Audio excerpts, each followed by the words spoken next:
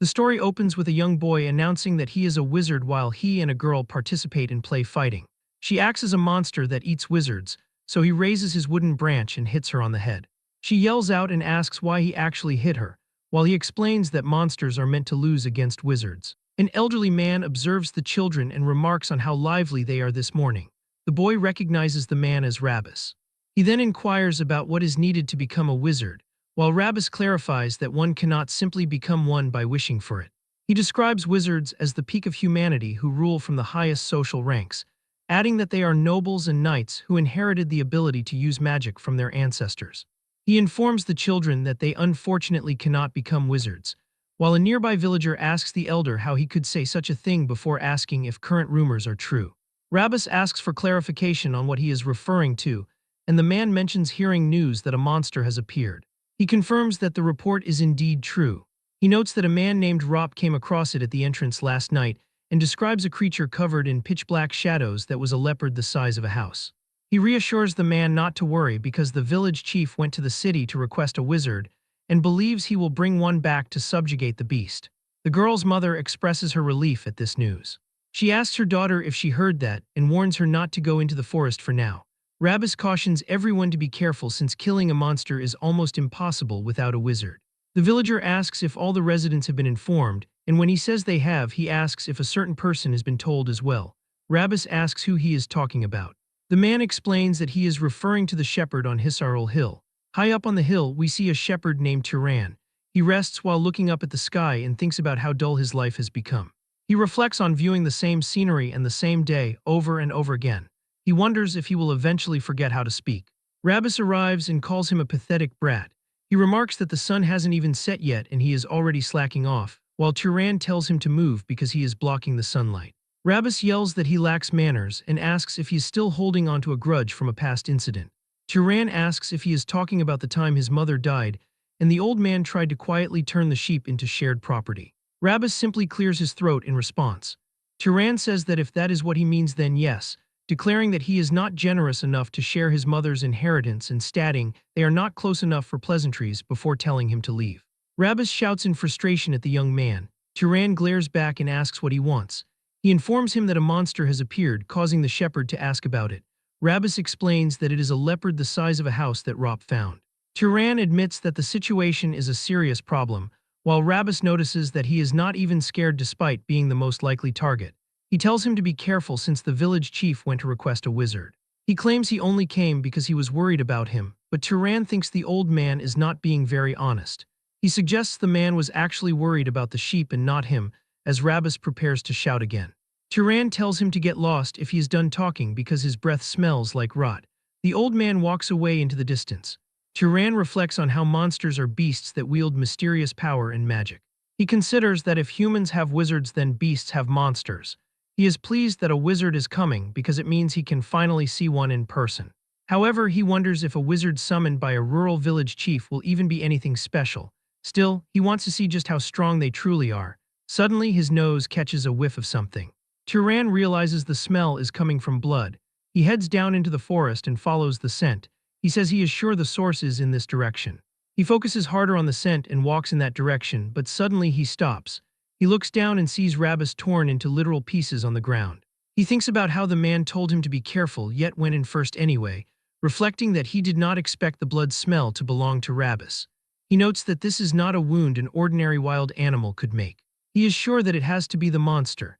He hears something approaching as a massive paw lands on the ground and a large monster appears.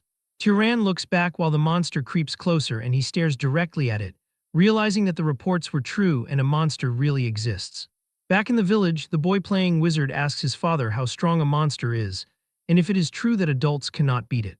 His father says they are insanely powerful, explaining that if ordinary adults rush it, they won't even be able to collect their bones. The child asks what will happen to their village if they cannot beat it. He tells the boy not to worry because the village chief will bring a wizard to subjugate the beast. The boy asks if the wizard will lose to the monster. His father says that of course they won't lose, describing them as great beings born with the power of magic who will kill the monster with a single word.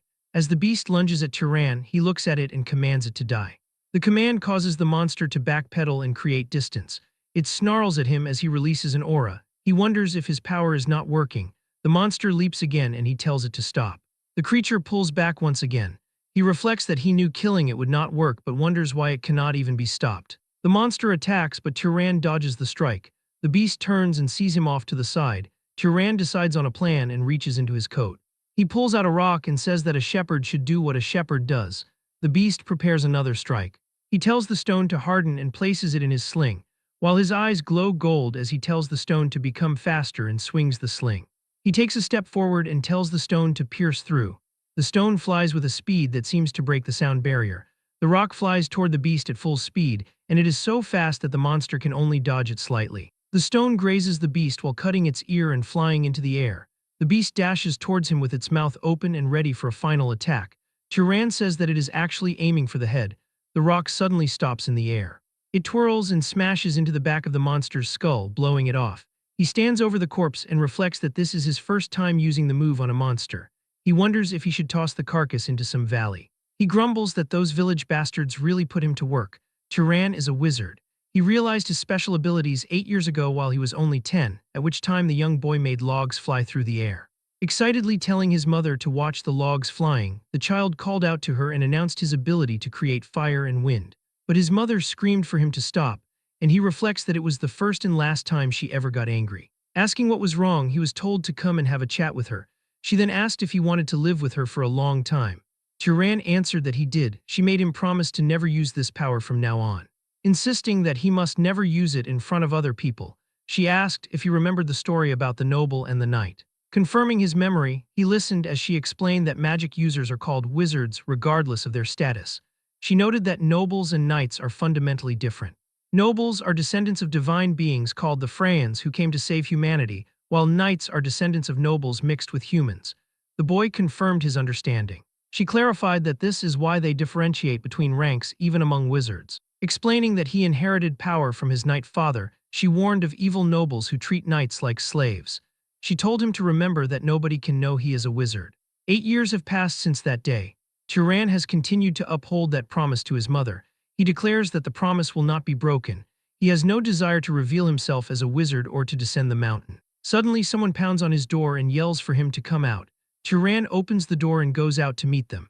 He yawns and asks if they are claiming that he killed Rabbis. The villagers grab him by the collar and shout that he is shameless. They accuse him of hurting Rabbis and throwing him out to be eaten by monsters. He silently considers why they want to frame him. He notes that the oldest man in the village died alone instead of the young men who were too scared to fight. He realizes they think this is the best way to shift the blame from themselves to him. A villager tries to punch him, but Turan dodges and thinks that magic is convenient. Headbutting the man, he reflects that a strong wish happens at the cost of mana, and as another villager charges, he whispers for him to fall over. As the man falls to the ground, Turan notes that he does not need to start a fire. He just uses his power a little bit so that it is not obvious, just enough so that they do not die. He declares that he will dominate them. The fight continues as everyone charges at him, but after some time, all of the men are defeated and lying on the ground. For 8 years, Turan has hidden the fact that he is a wizard. He tells the men they should have used that strength for the funeral of Rabbis. Asking the nearby women if they are here to fight too, they reply that they only came to see him. He tells them to take those idiots down with them. Inside his home, he reflects that it is going to be chaos in the town again. He suspects they will use this as an excuse to rip him off when he goes to trade. He decides he can simply beat them up until he gets a fair deal. He thinks he gave them a proper whooping and they should not be back. Loud knocking begins again and he calls them insane. He throws open the door and asks who it is. He finds a tall man standing there. The man apologizes and says he thought he could ask for a favor in his travels, wondering if he has disturbed him. Turan wonders if he is a traveler. He apologizes and notes that a few uninvited guests just came by moments ago. Reflecting that his mother taught him manners, he wonders if that was proper, feeling awkward since he never talked nicely to people in this town. He observes a traveler with a sword in this sleepy old town. He tells the man that if he is looking for an inn, he should look elsewhere, but the traveler's stomach rumbles loudly. Turan sighs and tells him to come in. He prepares a meal and explains that he is not well off, so they do not have much. The man calls it a feast and notes that Turan must have never met someone from outside the town. Turan says that is right. He explains he was born and raised on this hill and has lived as a shepherd all this time. He notes that it is rare for this small town to get tourists. The man looks at him and finds it interesting. Commenting that for someone who grew up as a shepherd, he is well versed in manners, the man assumes his parents taught him well. Turan explains he learned from his mother, but she died a few years ago due to an illness. The man says she raised a proud son and is surely among the gods in a palace in the heavens. He thanks the boy once again, while Turan says he just lives the way his mother taught him. He asks what brings the man all the way out here to this country town, and the man explains he was asked a favor. Turan asks what kind of favor, so the traveler says they were looking for someone to take care of a monster puma. He declares that he is a wizard. Turan realizes he must be the wizard the village elder talked about, and the man says that is right. He asks if he can ask a question now, and Turan says sure. The man explains that he senses a monster in this area, but he does not see one. He finds it weird that Turan knows about the elder and the monster yet remains calm. Nodding that if the monster went for a human, it would be him, he asks if Turan is scared. He remarks that Turan seems awfully brave for a shepherd. He asks Turan who he really is.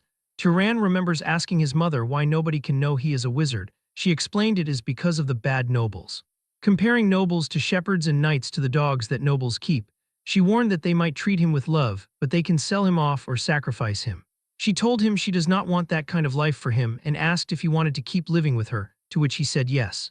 She told him to remember that nobody can know he is a wizard and warned that if other wizards find out, they will separate them. And they would turn him into their shepherd dog to be discarded at any moment. She told him that to avoid being found out as a wizard, he might eventually have to kill people. Turan thinks to himself that this must be what the situation has come to, while the older man asks if he is unable to respond to the inquiry. Kjorn stares at him for a moment before declaring that making such a face simply makes his joke feel awkward, and then he lets out a nervous laugh. Turan realizes it was only a joke and apologizes for lacking a sense of humor, while Kjorn insists he is the one who should apologize as he realizes he must have flustered the young man. He reflects that it is his first time hearing a wizard joke, which is why it caught him off guard, while the wanderer remarks that the reaction was so entertaining that he took the teasing a bit too far. He notes they haven't introduced themselves properly and expresses that it is nice to meet him. The old man reveals that his name is Kjorn and describes himself as a wanderer. Turan feels he should have introduced himself first and identifies as a shepherd.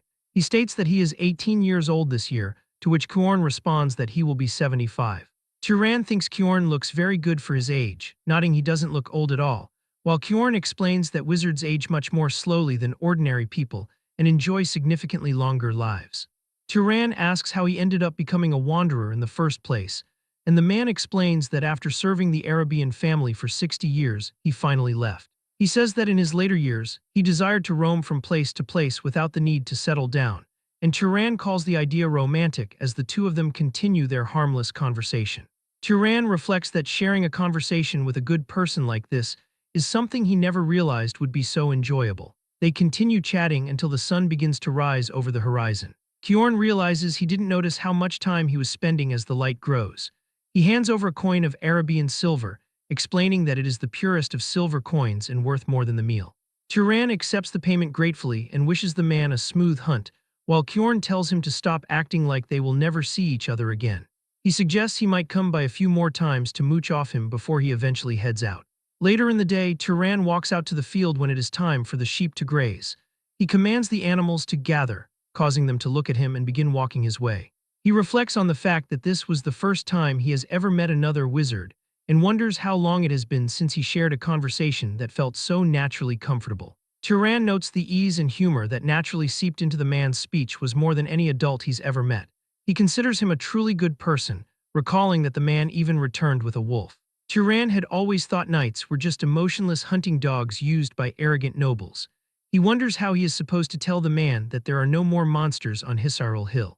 Meanwhile, Kjorn walks through the forest and notes that the surroundings feel strange. He sees traces of a battle but notes that he cannot feel a monster's presence anywhere. He looks up and discovers the rock from the sling embedded deep in a tree, wondering if the monster was already hunted and who in the world could have done it. He considers if the village chief hired another wizard, but he feels relieved that someone made things safe. Suddenly, he senses something and turns around to see the monster walking toward him with its face ripped apart. It releases a blood-curdling howl as Kjorn identifies it as a monster's wraith. He wonders who would do something like this as the monster attacks him, and he leaps backward to avoid the strike. He knows that failing to absorb or disperse mana from a dead monster's corpse turns it into a wraith, and he notes that a wizard who hunts monsters would certainly know this fundamental fact. Leaping high into the air, he concludes that the person who killed the beast was definitely a wizard, and he asks why they would leave it to become a wraith or if they were simply ignorant of the outcome. He reasons that a novice knight who doesn't know the basics could never have killed a monster like this. He wonders if they had some other intention, but decides that either way, he must destroy it. Drawing back a bow made of sheer lightning, he launches a magical arrow forward.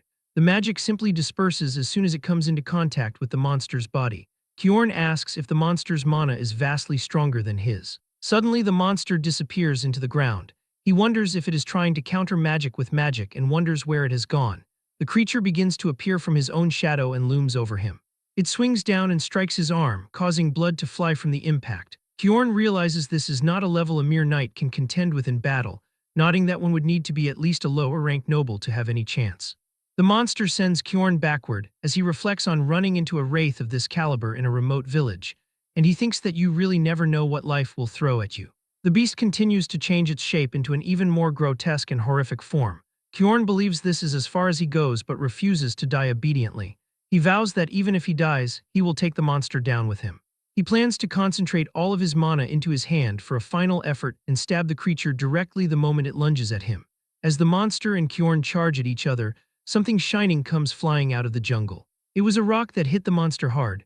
Kjorn is baffled as he watches the creature fall on the ground. Tyran approaches and asks if Kjorn is all right. Kjorn remarks that the shepherd's joke is quite startling too, but he is just surprised to see him. He realizes the boy is a wizard and asks why he didn't tell him the truth. Tyran remains silent, so Kjorn decides to change the question and asks why he helped him, nodding that the boy could have just walked away and let him die. Tyran says it is simple as he recalls the night Kjorn brought him a dead wolf. He remembers asking why the man went so far for a simple favor, while Kjorn wonders what he is talking about as Tyran continues. He notes that with his skills, the man could earn a lot more money more comfortably. Kjorn calls the villagers pitiful people, and Tyran asks in what way he means that. He describes them living on the frontier and trembling in fear without basic protection, while Tyran argues that it isn't the man's fault, but Kjorn explains a wizard inherits the power of a god, so they should live with pride by protecting powerless commoners. He admits that not every wizard thinks this way as everyone has their own way of living. Tyran smiles and tells him exactly that while the monster rises for another attack. Kjorn tells him to listen carefully because this is not a level they can handle. He warns it is a monster they cannot fight unless they are at least a noble, and he tells Tyran to inform the village chief immediately and help everyone evacuate. He vows to hold the monster off here. Kjorn admits he talked big but doesn't know how long he can actually last. But Tyran tells him that it is okay as Kjorn asks what he is saying.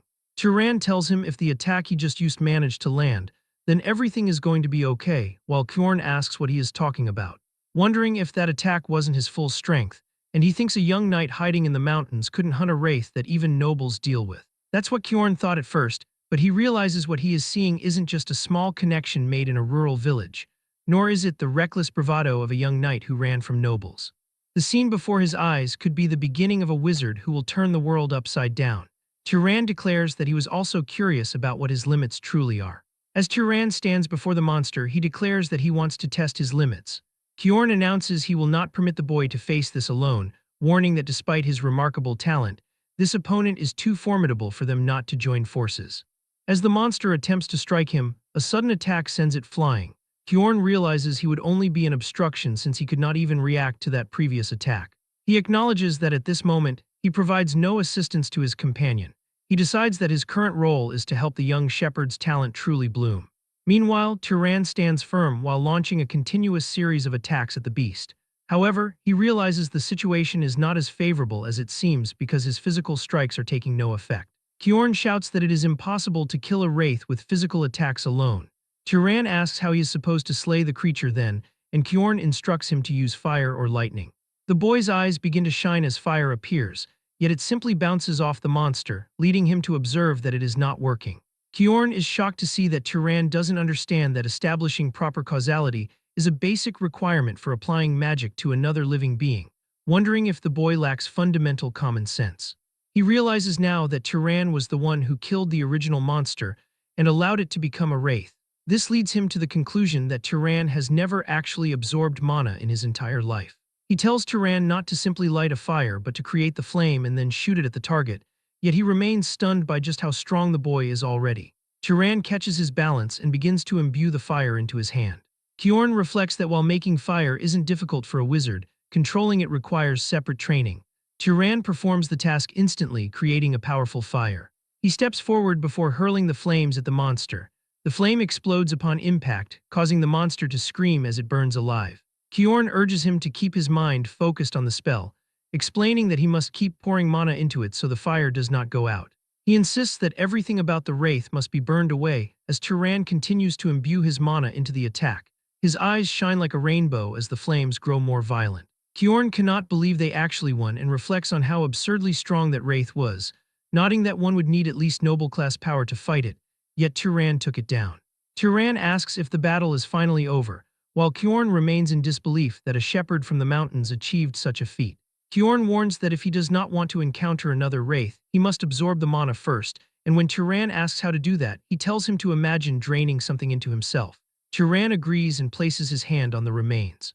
As he focuses, a green aura emanates from the monster and gathers into his palm. As he does this, all of the mana is absorbed and circulates throughout his entire body.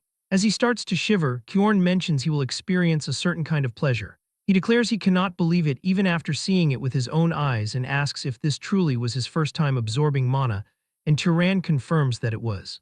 Kyorn explains that after an initial awakening, mana grows slowly with age, and the most effective way to grow is to kill monsters or wizards and absorb their mana. Since this was Turan's first time, his innate potential must be in a different league entirely. He concludes that this young man must belong to a noble house. Kyorn bows and apologizes for his previous rudeness, then asks which noble house Turan belongs to, but Turan tells him to wipe the blood off himself first. Back inside the house, Kyorn has his arm covered in bandages. He once again apologizes for his lack of manners toward the boy, feeling he can only apologize for making someone as esteemed as Turan perform such a task. Turan reminds him he has already stated he is not someone esteemed, explaining he is just a shepherd who does not even know who his father is. He glares and tells him to stop the formalities, while Kyorn agrees and tells Turan not to glare at him. But the man wonders why a powerful wizard would choose to be a shepherd, explaining he does not mean to belittle him, but the role simply does not seem to suit him. Turan reveals it was his mother's request which she held on to until the moment she died, and Kyorn asks for more explanation. And Turan describes how nobles live below the mountains. He explains that if his wizard identity is revealed, he will only be used by them and then thrown away, while Kyorn observes his mother was very wise. Turan is surprised since he expected him to call it overprotective parenting. Kyorn tells him his mother was not entirely wrong. He reflects that wizards have great power and that great power inevitably brings conflict, recalling a major war between noble houses just 20-some years ago. He explains it was a conflict between the House of Arabian which he served and the Great House of Zahar, noting that so many people died in that war. Out of roughly 3,000 Arabian knights at the time, more than 900 died. He reflects that nearly a third of them were lost. Sadly, he realizes everyone close to him was in that third, remembering his friend Denver, his teacher Hartman, and his beloved wife and son, who were all massacred by House Zahar. He concludes that his mother was right to an extent, as a knight's life can vanish more easily and meaninglessly than a commoner's. However, he points out that the one thing she was wrong about was Turan's aptitude. He admits it is embarrassing to say while in his current state, but he is a knight with fairly good skill, yet Turan easily destroyed a monster wraith that he himself could not bring down. He tells the boy his potential is not merely that of a knight but is at minimum noble level, and even among them, he possesses at least upper-tier aptitude. Turan asks if his mother was lying when she said his father was a knight, while Kyorn explains that on rare occasions, a child worse than a knight is born among nobles, or a noble-class child is born among knights. In that sense, he suggests it would be better for Turan to leave this hill and enter the world. Turan asks why he should do that, and Kyorn explains that humanity desperately needs more strong and kind nobles and knights, because humans are still not the complete masters of the world. Long ago, other races pushed out by the gods were left watching for a chance to rise again. In the midst of this, nobles only continue to wage war against one another. He argues this is an age that desperately needs someone strong and kind like Turan. More than anything, he asks if Turan is truly satisfied living as a shepherd. Turan looks at him and asks what he could even gain by going below the mountain. Kyorn explains that it depends on his desires, whether it be wealth, fame, authority, family, or friendship, noting that any of that is hard to obtain here. He tells him to try imagining the possibilities where he could wander as a wanderer and destroy monsters, or become an explorer in the unknown, or be adopted into a house to walk the path of power. Turan admits that listening to him, he thinks the man is right. He notes it would be more interesting than herding sheep here. For the first time, he is seriously curious about the world outside. Kyorn worries he might be planting expectations for no reason, but promises to support every possibility Turan has. Then he asks about his bloodline ability, and Turan asks what he means. Kyorn apologizes and explains he keeps forgetting the boy knows little about magic. He explains a bloodline ability is a trait nobles inherit from their ancestor, the Freyans, and whether or not one has this ability is what separates nobles from knights. He asks if any spell felt unusually easy, or if he has some outstanding ability that does not require magic. Turan wonders if it is because he is strong, but Kyorn explains that simply having mana makes a wizard's physical abilities stronger. Turan mentions he has a good nose and is pretty good at throwing stones, while Kyorn says that if his sense of smell is exceptional, it can be considered a bloodline ability. Kyorn notes that being skilled with thrown weapons is a trait of House Arabian, though it is a fairly common one. He tells Turan to continue explaining. After some time, Kyorn declares that he thinks he knows which house his abilities are closest to. Turan asks for the house's name. Kyorn's expression changes as he tells him the name of a great house known as Pursuers or Hunters. He reveals it is House Zahar, the very one that fought the war against House Arabian.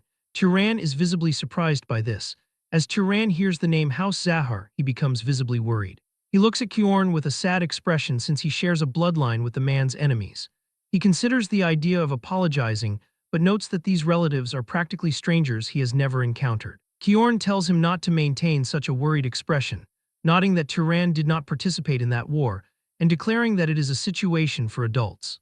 He says that the fighting will never cease if they attempt to wash blood with blood. Turan asks if he possesses any regrets, causing Kyorn to inquire what he is referring to. The shepherd explains he is talking about the suggestion to descend the hill. Kyorn tells him that pursuing power after leaving the mountain will inevitably lead him to join House Zahar, nodding that the young man has outstanding abilities, but declaring that he trusts his character.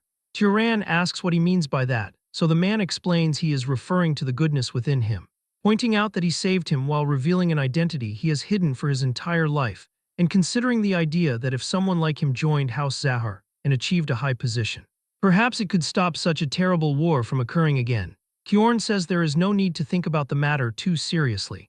He reflects that a decision regarding joining the family has not been made yet.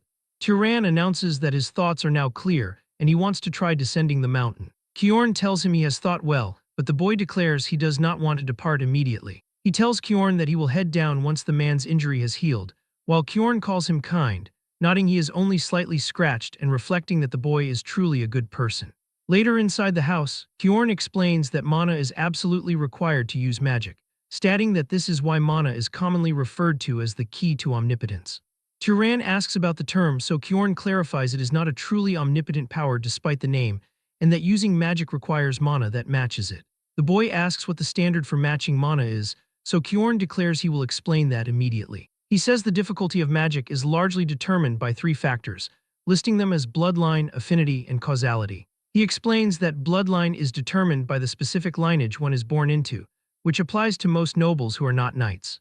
He considers that it would be difficult for the boy to heal wounds using magic, asking if he is wrong about that, but Turan declares that he is not. Kyorn continues that for members of the Ravista bloodline from the south, it is something they can achieve even without training since the power originates from the bloodline. Turan asks about the second factor, affinity, which Kyorn says can be thought of as familiarity. He explains it is the concept that a mage can more easily perform tasks they prefer or are used to, while Turan reflects that it is like how he created a fireball as if he were throwing a rock. Kyorn confirms that he is correct and considers that simply making flames would not have achieved the same speed or firepower. He notes the last factor, causality, is the most important, though he reflects he does not fully understand it. He asks what would occur if Turan tried to kill him directly by using mana, so Turan says some light would probably shine from his head and nothing more would happen. Kyorn says that is exactly the phenomenon occurring from a lack of causality. He explains it applies when there is no appropriate cause for a desired outcome or when what needs to be achieved is excessively difficult. Turan reflects that he thinks he understands a bit of what causality is.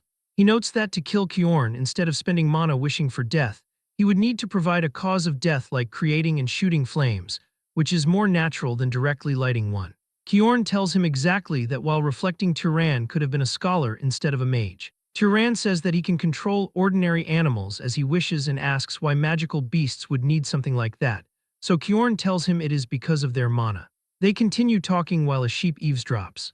Turan reflects that magic is certainly not easy, while Kjorn tells him an excellent mage knows not just how to use mana, but also the principles and situations behind it. The shepherd wonders if the House Zahar bloodline also possesses special magic, so Kjorn tells him they are skilled in stealth and tracking and suggests he try it once. Turan agrees to the suggestion. He closes his eyes and thinks how he does not want to be seen by others, wishing that neither sound nor smell could be detected. He starts to fade away and asks if it worked. Kjorn stands there speechless, seeing nothing in front of him. He tells him he succeeded because he can no longer see him. The man feels a little sad as he looks at the now empty room. Turan slowly reappears, and Kjorn reflects it has been a while since he has seen that ability, nodding it is still a frightening power. He notes that during the war, the Arabian knights feared that ability the most, while Turan reflects that this seems like an unfairly powerful ability. Kjorn tells him it is not invincible and declares he will teach him magic training methods. Turan says the man is being too friendly and teaching too much to a mage from an enemy family. Kjorn reminds him he saved his life and treated him, declaring again that he trusts his character. Later, an ugly bald man asks if Turan is truly selling the sheep and leaving. The bald man asks who will perform the shepherding from now on, and how he can decide such a thing without consulting them. Turan tells them they should figure out how to find a shepherd themselves, declaring it does not matter to them what he does with his belongings. He hopes they buy the sheep at a fair price or he will release them and leave. He says they are free to capture them but notes they will probably have a hard time. The chief reflects that this bastard is someone who keeps his word and that nothing good will come from irritating him. He says he understands and tells him to do whatever he wants while handing over a bag of money. As Turan and Kjorn start to leave, Turan reflects that the villagers still owe Kjorn compensation for everything and considers going to collect it. Kjorn tells him he does not intend to receive it because Turan was the one who caught the beast. Turan notes that is true and reflects they have reached a crossroads where they must part ways. Kjorn tells him he is sorry for refusing the offer to travel together as he is more comfortable alone. The boy declares he understands and thanks him for everything. Kjorn tells him to take care, and Turan declares he hopes they meet again with smiling faces. He watches the knight's retreating figure for a long time. Only later does he realize why he did not want the man to speak formally. He reflects that although he never lacked affection from his mother, he had been secretly yearning for a father figure. He realizes he wanted someone who could be a role model for what kind of man he should become. The journey continues as Turan travels deep into the desert and past a canyon. As he walks and looks up to try to look farther, he spots people off in the distance. He wonders if they are traveling merchants going from village to village. He reflects this is good since he can ask for directions. Turan reaches near them. A man asks who he is to block their path, so Turan explains he is traveling alone and asks for the location of the nearest city. They tell him he will reach a city called Mure if he follows the road they came from. Turan thanks them for the information and starts to leave, but one of the men tells him to wait. He asks if the boy is really going to leave after receiving information, while Turan asks what he is talking about and wonders what he wants. The man tells him he should give something in return if he receives something. They take out their blades and tell him to take off his bag. Turan asks if they are bandits and the man asks what he will do if they are. The man who gave the directions declares this is just recklessness, nodding this is a wasteland where no one would find it strange if someone died. He points his sword at Turan and tells him to take off his bag and cloak while they are being nice, because killing and stripping him would be unnecessarily bloody. Turan understands and notes they are bandits who kill people. He remembers his training with Kjorn, practicing magic with him and remembering everything the man told him. Recalling Kjorn, Turan declares he will use them for practice. The group begins to laugh at him, declaring that he is talking like some kind of wizard. Turan moves his hand forward, sending the men flying through the air with a gust of wind. He notes that instead of generating wind from thin air, shaping it with his hand, and amplifying it uses much less mana. He didn't realize he could whip up wind this strong with such a small amount of mana, and the men are left completely confused by the attack. He then begins to pull water from his water pouch, forming it into a crystal. He creates multiple crystals now and the bandits realize they have made a mistake. One of the men is impaled by crystals, which kills him instantly. Turan thinks that this spell is supposed to be useful near a lot of water, but considers that simply throwing stones feels faster and stronger than this so far. The bandits apologize and say they didn't know he was a wizard while begging for forgiveness. The leader is distracting him while the rest of the group creeps up from behind. Turan lifts his foot and stomps down, causing a sand pillar to spawn under the men, and the pillars impale all of them as the leader stands there speechless. He stares at the corpses of his men and declares that this is impossible. Turan says he has one thing to ask, and the man declares he will answer anything. He asks why they attacked him without a plan, noting that a traveler walking alone could easily be a wizard. The leader explains it was because Turan bowed his head. He says that even when they spoke rudely, the boy bowed and greeted them, so they assumed he was ordinary. Turan thanks him and declares that the man taught him something useful. The bandit smiles and asks if he is really going to spare him. Water begins to gather above the man's head, as a flashback shows Kjorn telling him that he is going to meet many people, and there is something he must absolutely know.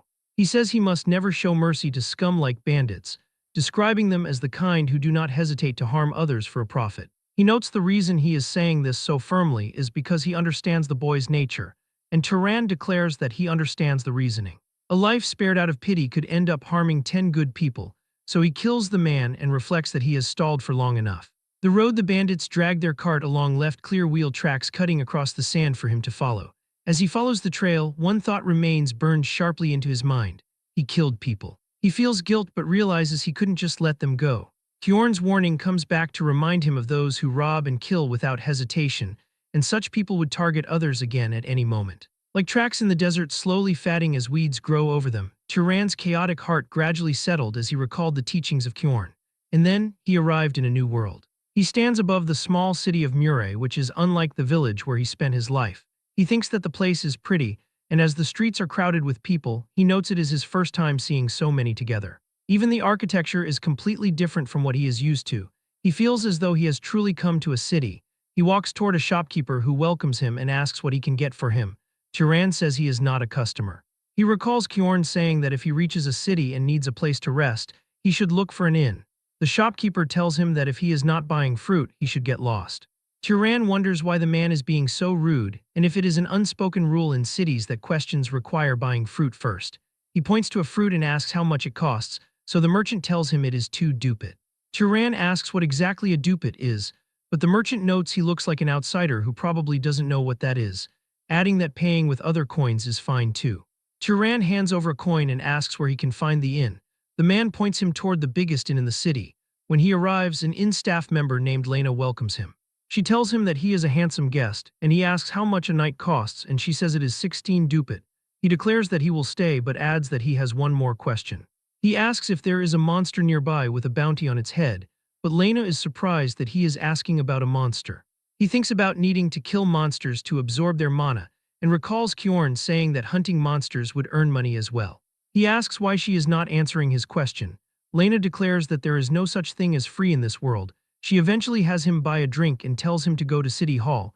He asks what that place is. She asks if he really doesn't know and declares he must be from the countryside. She explains that city halls are where various public affairs are handled, and the officials working there are employed by the city's lord. She adds it is probably closed since the sun is already down, but suggests going there tomorrow if he wants to find a monster bounty.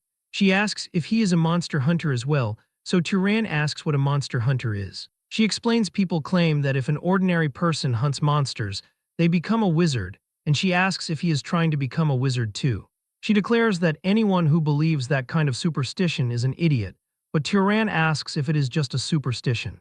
Suddenly someone puts his hand on Turan, and it was a monster hunter named Midden who declares it is a fact that killing monsters makes you a wizard, saying he saw it with his own eyes. Lena is surprised to see him alive, but Midden declares he is not dying until he becomes a wizard. Turan pats the man's hand, and Midden removes it from his shoulder while apologizing for the intrusion. Turan says he wants to hear more about what was just said, and Midden asks if he refers to the part about becoming a wizard by killing monsters. He explains that wizards get stronger when they hunt monsters, and by the same principle an ordinary person can become a wizard. He notes the 4 of them are hunting monsters to try and become wizards. Turan asks if that means someone among them is already a wizard, but Midden says no and explains there is only the Lord's wizard and 3 others under him in this city. He notes the boy's gear is too shabby for hunting and asks if he has a weapon. Turan says he does and holds up a sling, while Midden notes that judging by how worn it is, he must have used it a lot. Turan says it is good for firing something the size of an egg quickly, but Midden says he could easily hunt rabbit or fox monsters with that. He notes they were wishing for one more shooter and asks if he has any interest in hunting with them. Turan smiles and says no but thanks them for the offer. At night in his room, he reflects that there is no reason he has to hunt together with them. He thinks about what a chaotic day it has been. He still can't believe he actually left the village, wondering what is going to happen from here on. He senses someone outside his room and asks who it is. He recalls Kjorn telling him that a city isn't automatically safe and he should never let his guard down. He goes near the door while imbuing his hand with mana just in case. He cracks the door open and asks Lena what she is doing there. She asks if he was asleep and says she thought the room might be cold, so she came to keep him warm. He asks what she means by that. And Lena smiles and begins to undress herself. She tells him that it's exactly what it sounds like. The boy is confused and asks what she means by exactly what it sounds like. She explains that for a small amount of money she will do whatever he desires, but he asks what she will do if there is nothing he wants. And she tells him not to lie, claiming she can tell just by looking at his face. But Turan turns into the Buddha himself and Lena stares at him. He recalls Kjorn getting mad and saying that he must never fall for the honeypot. The man had warned he always has to be careful with women at inns and prostitutes in general, since most of them carry sexually transmitted diseases. He noted that while they have strong disease resistance, and it is no problem for them, if Turan is careless, he could pass it on when he is with another woman, advising that he shouldn't let desire trap him into doing something he will regret. Turan thinks that cities are not easy to live in either, and reflects on the fruit shop earlier and now Lena too. He considers how they put a price on even small bits of information and conversation, and concludes that cities really are pretty cold-hearted. He then overhears Midden and his men discussing something. They ask Midden why he was trying to bring that guy from earlier along, as one of the men noted that he didn't look like he would be much help. The other dude said that was right, and that he just sounded so cocky he would be perfect to use as bait, but Midden explains it is because Turan reminds him of himself when he was young. He figured that if the boy was at least next to him, he might as well survive a little longer, while the others tell him that he is way too good-hearted. Hearing this, Turan smiles, thinking maybe the city isn't completely cold after all. The next day he heads to City Hall and a man asks if he can help him. Turan asks if he is an official and the man asks what else he would look like. The young shepherd tells him he came to hunt monsters, which confuses the man. He recalls Kjorn telling him previously that the world would not be kind to him. He thinks about it the other way around, nodding there's no reason it has to be kind, and he was advised that if he wants people to treat him kindly, the method is simple. He must reveal that he is a wizard and ordinary people will bow their heads. The official hands him a paper and says that he cannot take it with him. He instructs him to look and then hand it back. Turan asks if it is a crow monster and the man asks if it looks like a cat or something. He explains that it is unlikely, but if he kills a monster, he has to bring it to the city, nodding a wizard is needed to disperse the mana so it does not become a wraith. He warns that if he kills a monster and leaves it abandoned, the penalty under city law is execution. Turan knows this and understands what happens when a monster becomes a wraith, and he cannot repeat the same mistake. Turan then asks if knights don't hunt monsters, but the official says they are not people with time to spare. He explains a knight's job is to maintain public order in the city. He notes that hunting monsters outside the city is something for thugs like him to handle. And as Turan leaves, the official comments that another corpse is going to pile up outside the city. But later, he comes with a dead monster with a giant hole in its chest. Everybody is surprised, unable to believe what they are seeing.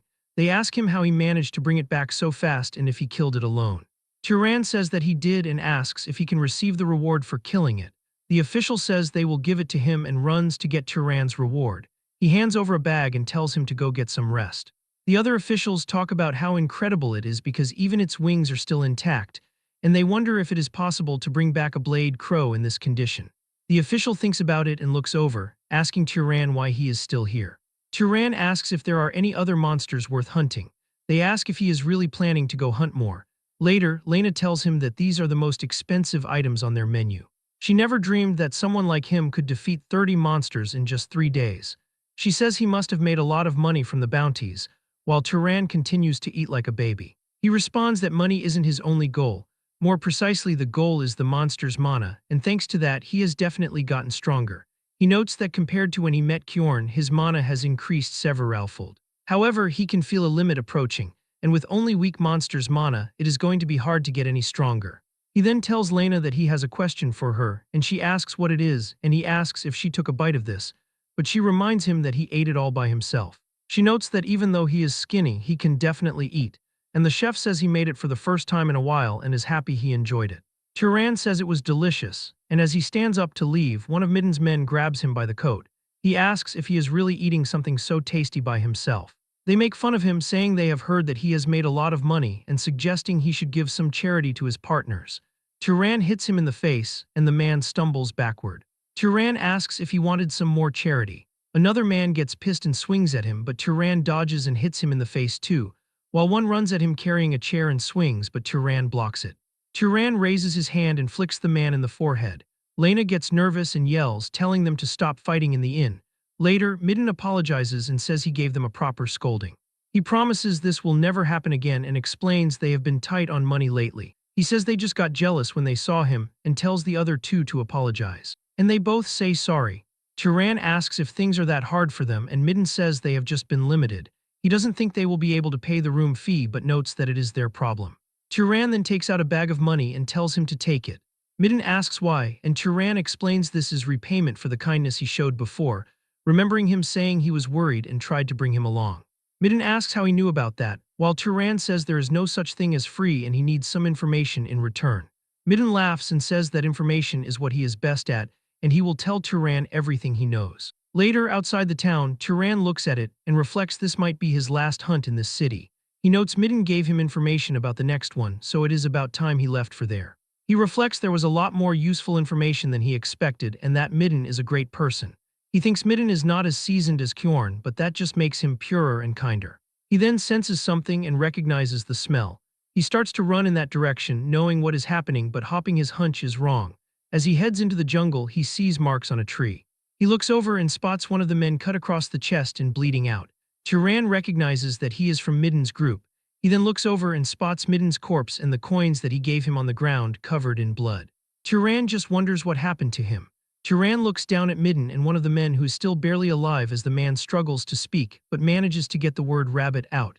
Turan is confused and asks a rabbit. But the dying man is finally able to say it's a rabbit monster. Turan looks to the other side and sees the monster still eating another man. The monster also notices him and glares at Turan with its red glowing eyes. Turan was standing up when the monster charged at him with great speed, but he dodged the attack, and the monster hit the tree, destroying it instantly. Turan can't believe how fast it is and he was almost hit by it. He twirls his sling and raises it up before firing it. As the rock soars through the air, it splits into three and all of them move toward the monster, but the monster easily destroys all of them. Turan notes that this creature is used to defending against thrown weapon techniques. The beast readies itself and dashes toward him once more. It is surprised when Turan completely vanishes in front of it. The monster stops the attack as it can't see Turan, but he suddenly appears behind it with a dagger in his hand and stabs the rabbit monster in the neck. Turan retreats and starts turning invisible using magic. The monster tries to attack at that moment, but Turan had already become invisible, and the monster was only able to cut down a tree. The rabbit monster becomes mad and starts cutting every tree he can see. After some time, it comes to a stop as it becomes exhausted and screams loudly. As the monster loses more blood, it finally dies and falls on the ground, as Turan was able to successfully rage-bait it to death. He then undoes his invisibility and approaches the monster's corpse. He stretches his hand out toward the beast and begins to absorb its mana. He notices that the amount of mana he is getting now is different, reflecting that it is more than the leopard monster he encountered the first time. The man who is still barely alive can't believe that Turan is a wizard. Turan confirms that he is, and the man asks why he is hiding his identity. But Turan asks if any of the four of them have belongings he can pass on to their families, and the guy begins crying, saying that he doesn't have a family as he looks at Midden full of regret. Turan remembers Midden telling him about a great city nearby called Orem, which has a place called a library. Turan asks what a library is, and Midden explains it has thousands of books. He then tells Turan that at the moment he said the word books, he looked fully interested, so Turan asks if he really did, and Midden explains that he heard not just anyone can enter the library. Turan asks how he is meant to get in then, and Midden tells him that apparently only wizards are allowed inside. Turan says he understands and that he has decided. Midden asks what he is talking about, and Turan declares he is going to that great city he mentioned. Now Turan stands over their graves after having buried them. He wishes them happiness there and walks away. Sometime later, Turan is standing in line. He is almost embarrassed that he was shocked by the small city of Murray. Now that he is standing before the great city Orem, he can tell how big of a city this is based on the scale alone. He did not think that there would be this many people trying to enter the city. He sees the guards and wonders if they are scanning for criminals. As expected of a great city, it has a more established system. The guards tell him to stop, and Turan asks what is wrong. They inform him that he cannot be allowed to enter because his clothes are absolutely filthy, telling him he should dust himself off at least. Later, he gets into the city and stands before a massive tower. He reflects that this must be the library that Midden talked about. He thinks it is overwhelming and must have been built with magic. He walks up to the entrance and says that he is trying to enter, The guards tell him that only wizards are allowed to enter. He tells them that he is a wizard, but one of the guards gets pissed, asking if the boy wants to die for impersonating a wizard. He declares there is no way a kid like him could be a wizard. But the guard tries to imbue his hand with mana as Turan recalls Kjorn's words, who had told him that wizards can recognize each other by sensing the other's mana and can tell whether someone is stronger than them. Turan decides to use this to his advantage and releases a massive amount of mana. The guard gets scared from sensing the power and falls onto the floor. He realizes that this is no ordinary wizard and is at least of noble class or higher. He screams his name and declares he is Kenya, a knight of House Voltas, and wonders which house Turan is from. Turan asks if he has to tell him his house to enter, and the man says no.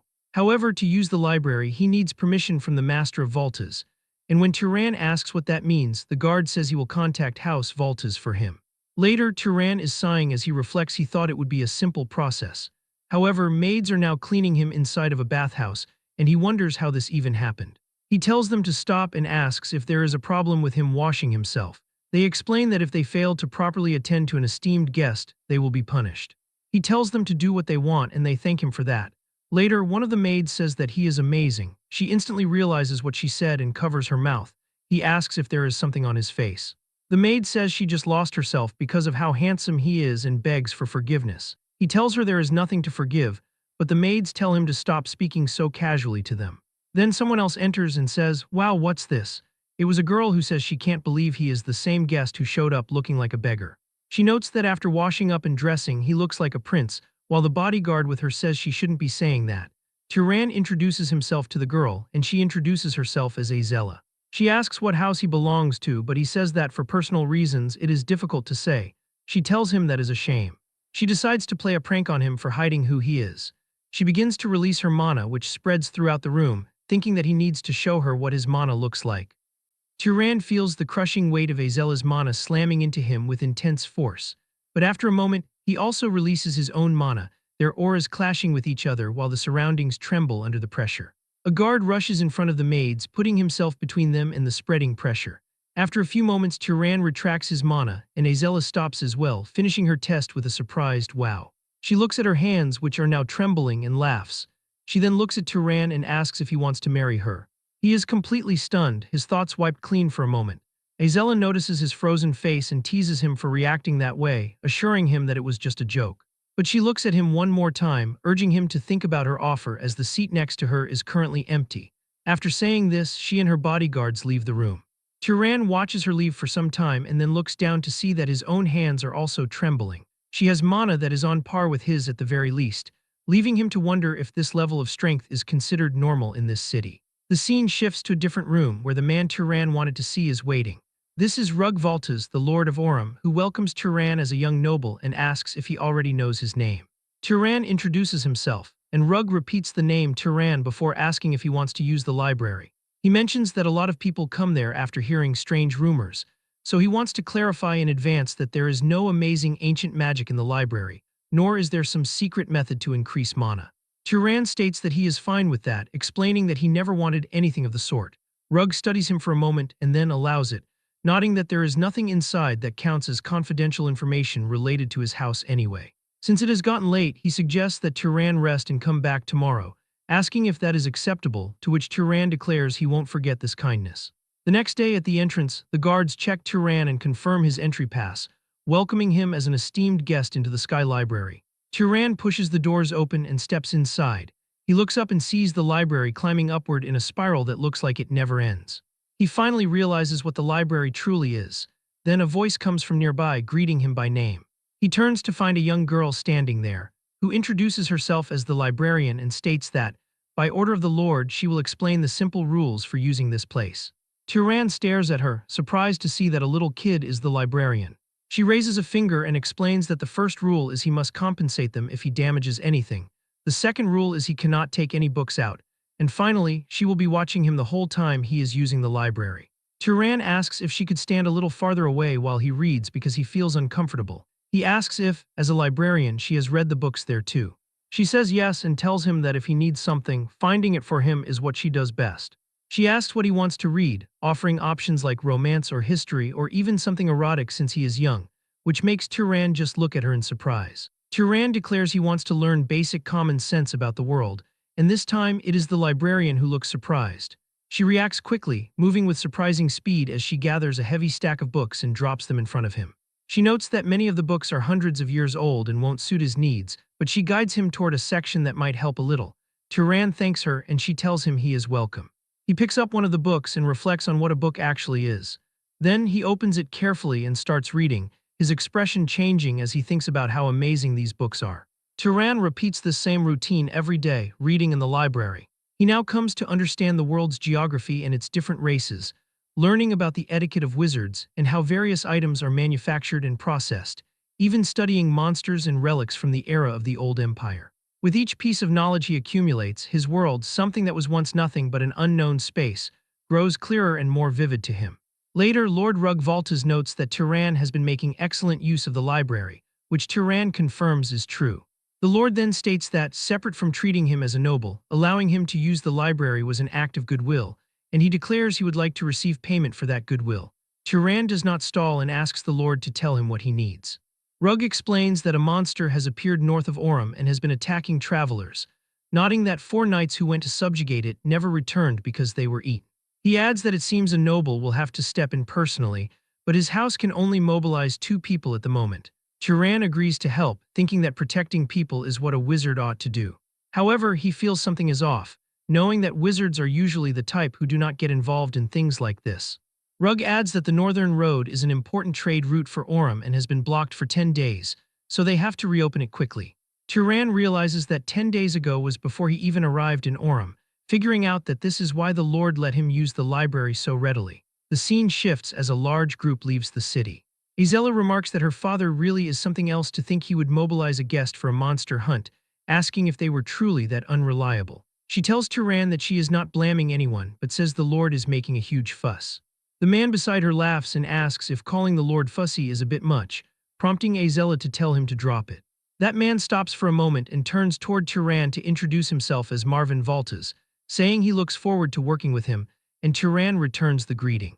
As they walk, Azella says they should finish this quickly and go back to rest. Marvin leans in and asks if Turan is interested in his big sister by any chance, to which Turan says no instantly. Marvin looks genuinely relieved. Suddenly, the guard at the front shouts for everyone to stop.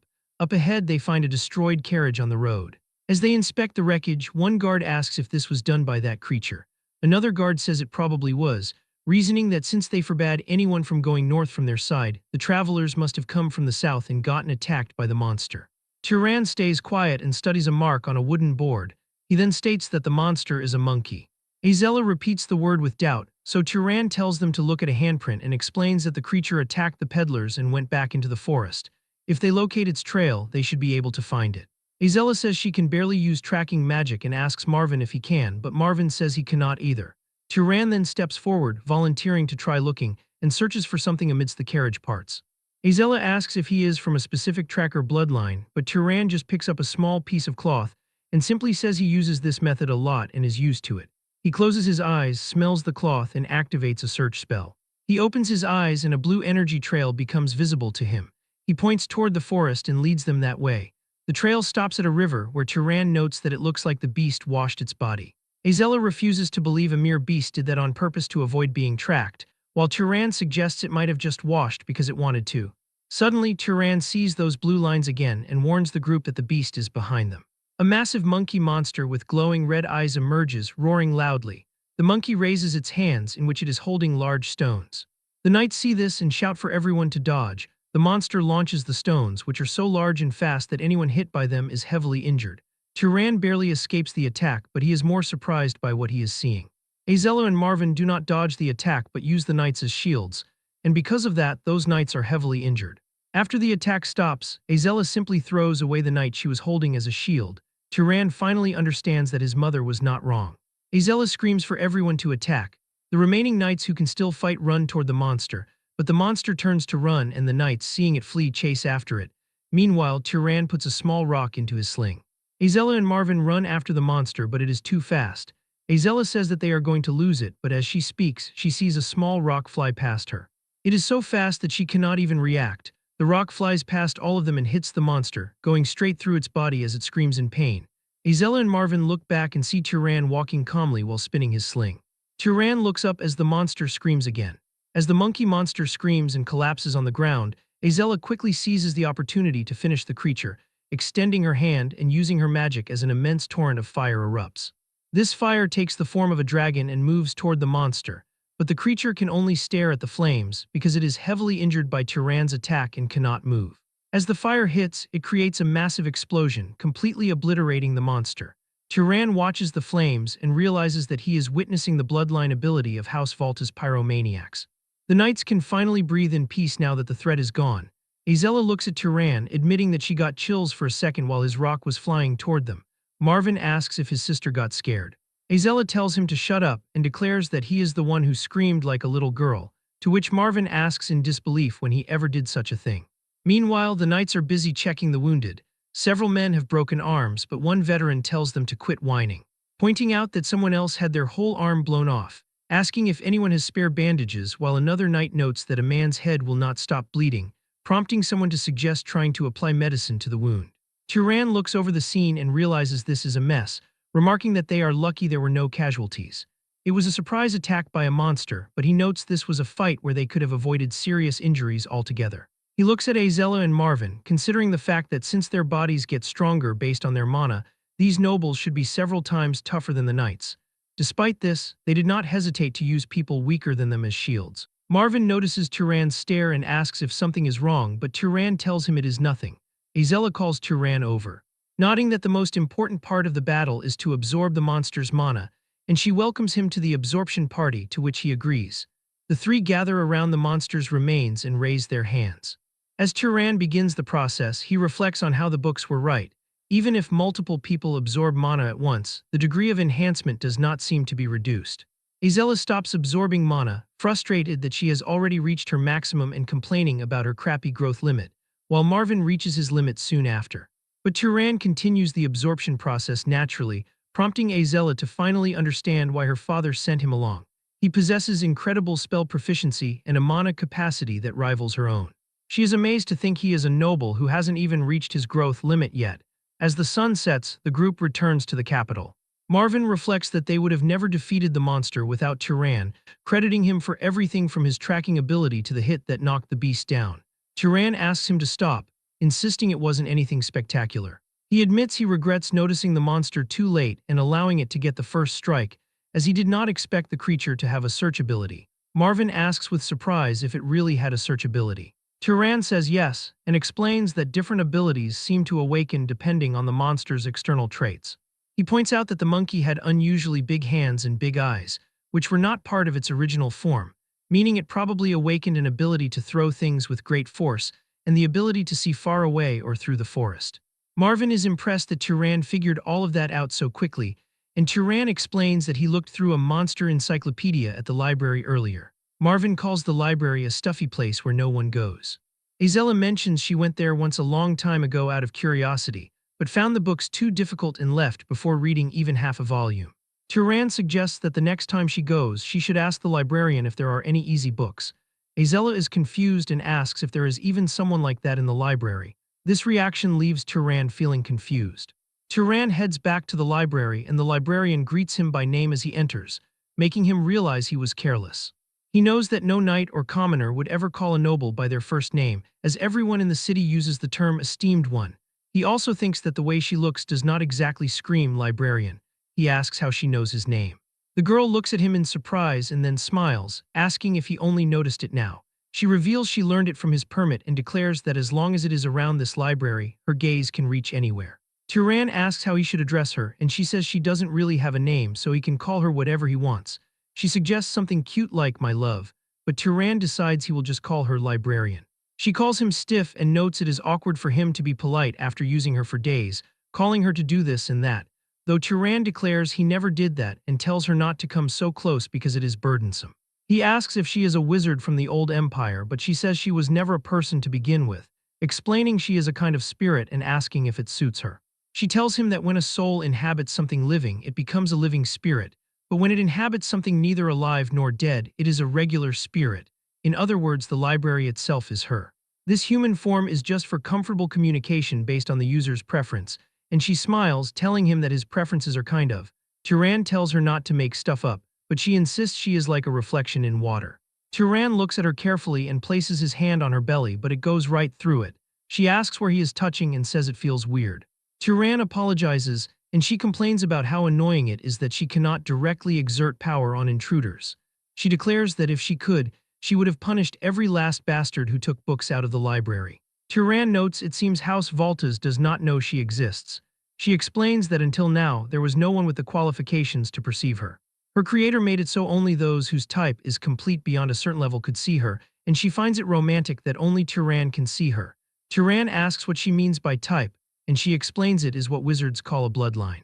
He asks if she can tell him about his own bloodline, but she suggests asking his parents, to which Turan reveals he is an orphan.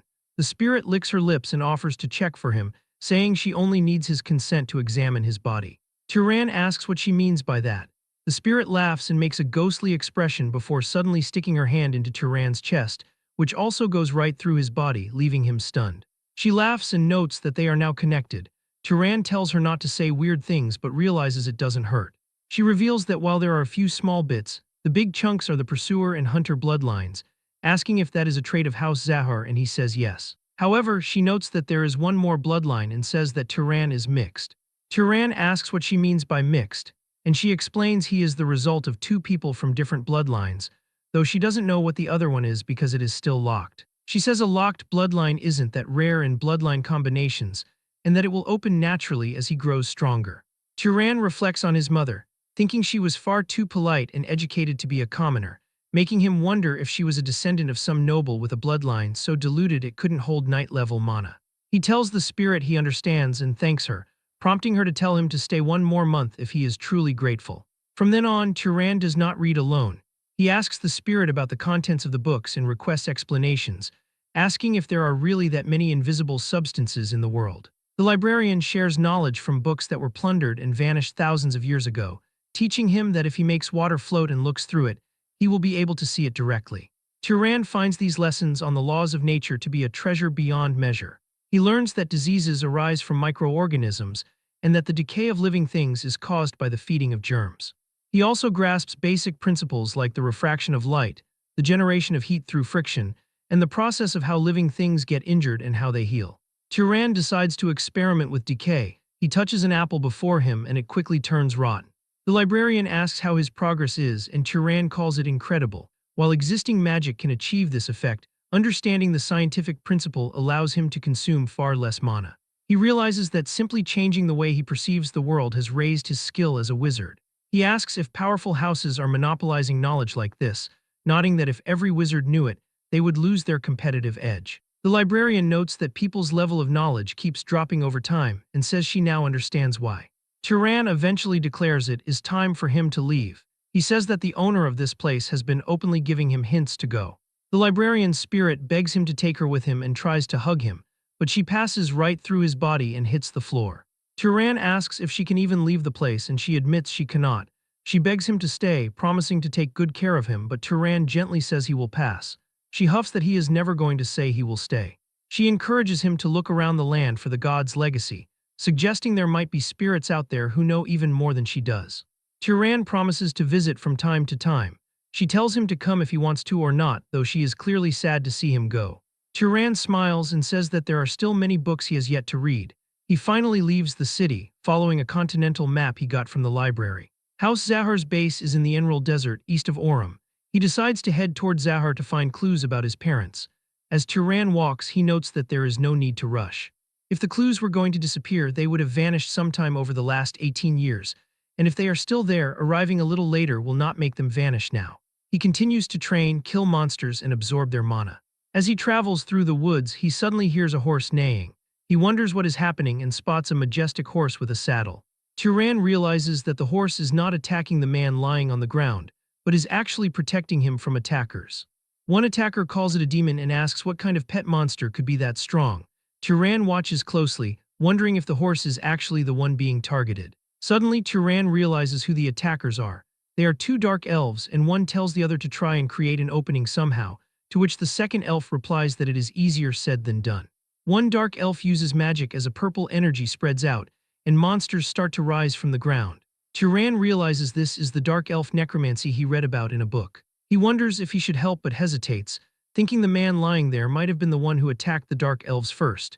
His eyes widen in shock as he sees one of the dark elves eating a human arm. The first elf asks whose hand that is and tells the other to give her one too, but the second one tells her to eat her own, as she must have already taken some for herself. Turan realizes with disgust that they are cannibals. He activates his stealth magic and becomes invisible while the female dark elf remarks that the men she killed are too hairy. And as the male elf takes his final meal, he is killed by Turan's attack in an instant.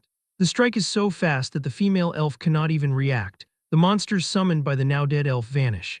Seeing this, the female elf panics and tells her monsters to gather and protect her, and the beasts immediately surround her. Turan attacks with a rock, but a monster blocks the projectile with its horn. The elf shouts, demanding to know who is there and ordering them to come out, as a buffalo monster charges in his direction and destroys the trees. The elf realizes her attacker is using stealth and declares they will see if he can still hide after this. As she summons a wolf monster, it releases a glowing orange aura that spreads through the area and detects Turan. Turan's magic fades away and he starts becoming visible. The elf also notices him and shouts that she has found the demon. She commands her monsters to kill him and they charge at him. Turan rubs his hands together and creates fire. He releases an explosion of flames at the monsters, which knocks out the wolf monster, but the buffalo remains unharmed. It rushes toward him, and Turan barely dodges the attack, falling to the ground. Turan realizes they are incredibly fast and thinks it is a good thing he took one of the elves out beforehand. Suddenly, Turan feels a sharp pain and looks down to see the wolf monster biting his leg. Turan kicks the beast away and stands up. But as he tries to look for the other monster, the buffalo runs toward him at full speed and sends him flying into a tree. Turan coughs up blood and falls to the ground as he is surrounded by the monsters and the elf. The dark elf laughs and says it serves him right, asking how he dared to kill Kel, and she declares she will make Turan beg to die. However, the horse suddenly strikes the dark elf in the head. The elf's head is crushed and she screams as the horse continues to trample and kick her. The elf's beasts look back and start attacking the horse, saving the dark elf. The dark elf notes what a humiliation this is and vows to kill Turan, but Turan releases another attack, and this time it connects, blasting off the dark elf's head and killing her instantly. As her body falls to the ground, her summoned monsters also vanish. Turan is completely exhausted and collapses to the ground. He realizes that the fight took a lot out of him. The horse approaches and nuzzles Turan's head. Turan thanks the horse. Later that night, the unconscious man, a blonde-haired youth, wakes up by a campfire. He groans and then jumps up in surprise. He sees Turan sitting across the fire. Turan tells him he is finally awake. The boy asks who Turan is, and Turan explains that he saw him being attacked by dark elves and intervened to save him. The horse approaches the youth and the boy pets it, calling her Tilly.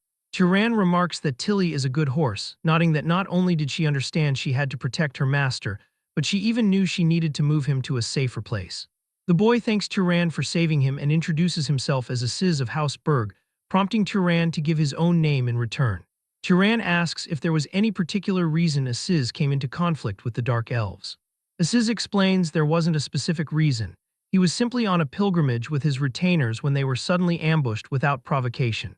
Aziz begins to cry, saying he had heard these other races were savage but never imagined they would be this bad. He sobs for his fallen friends, explaining that the people he lost were very precious to him.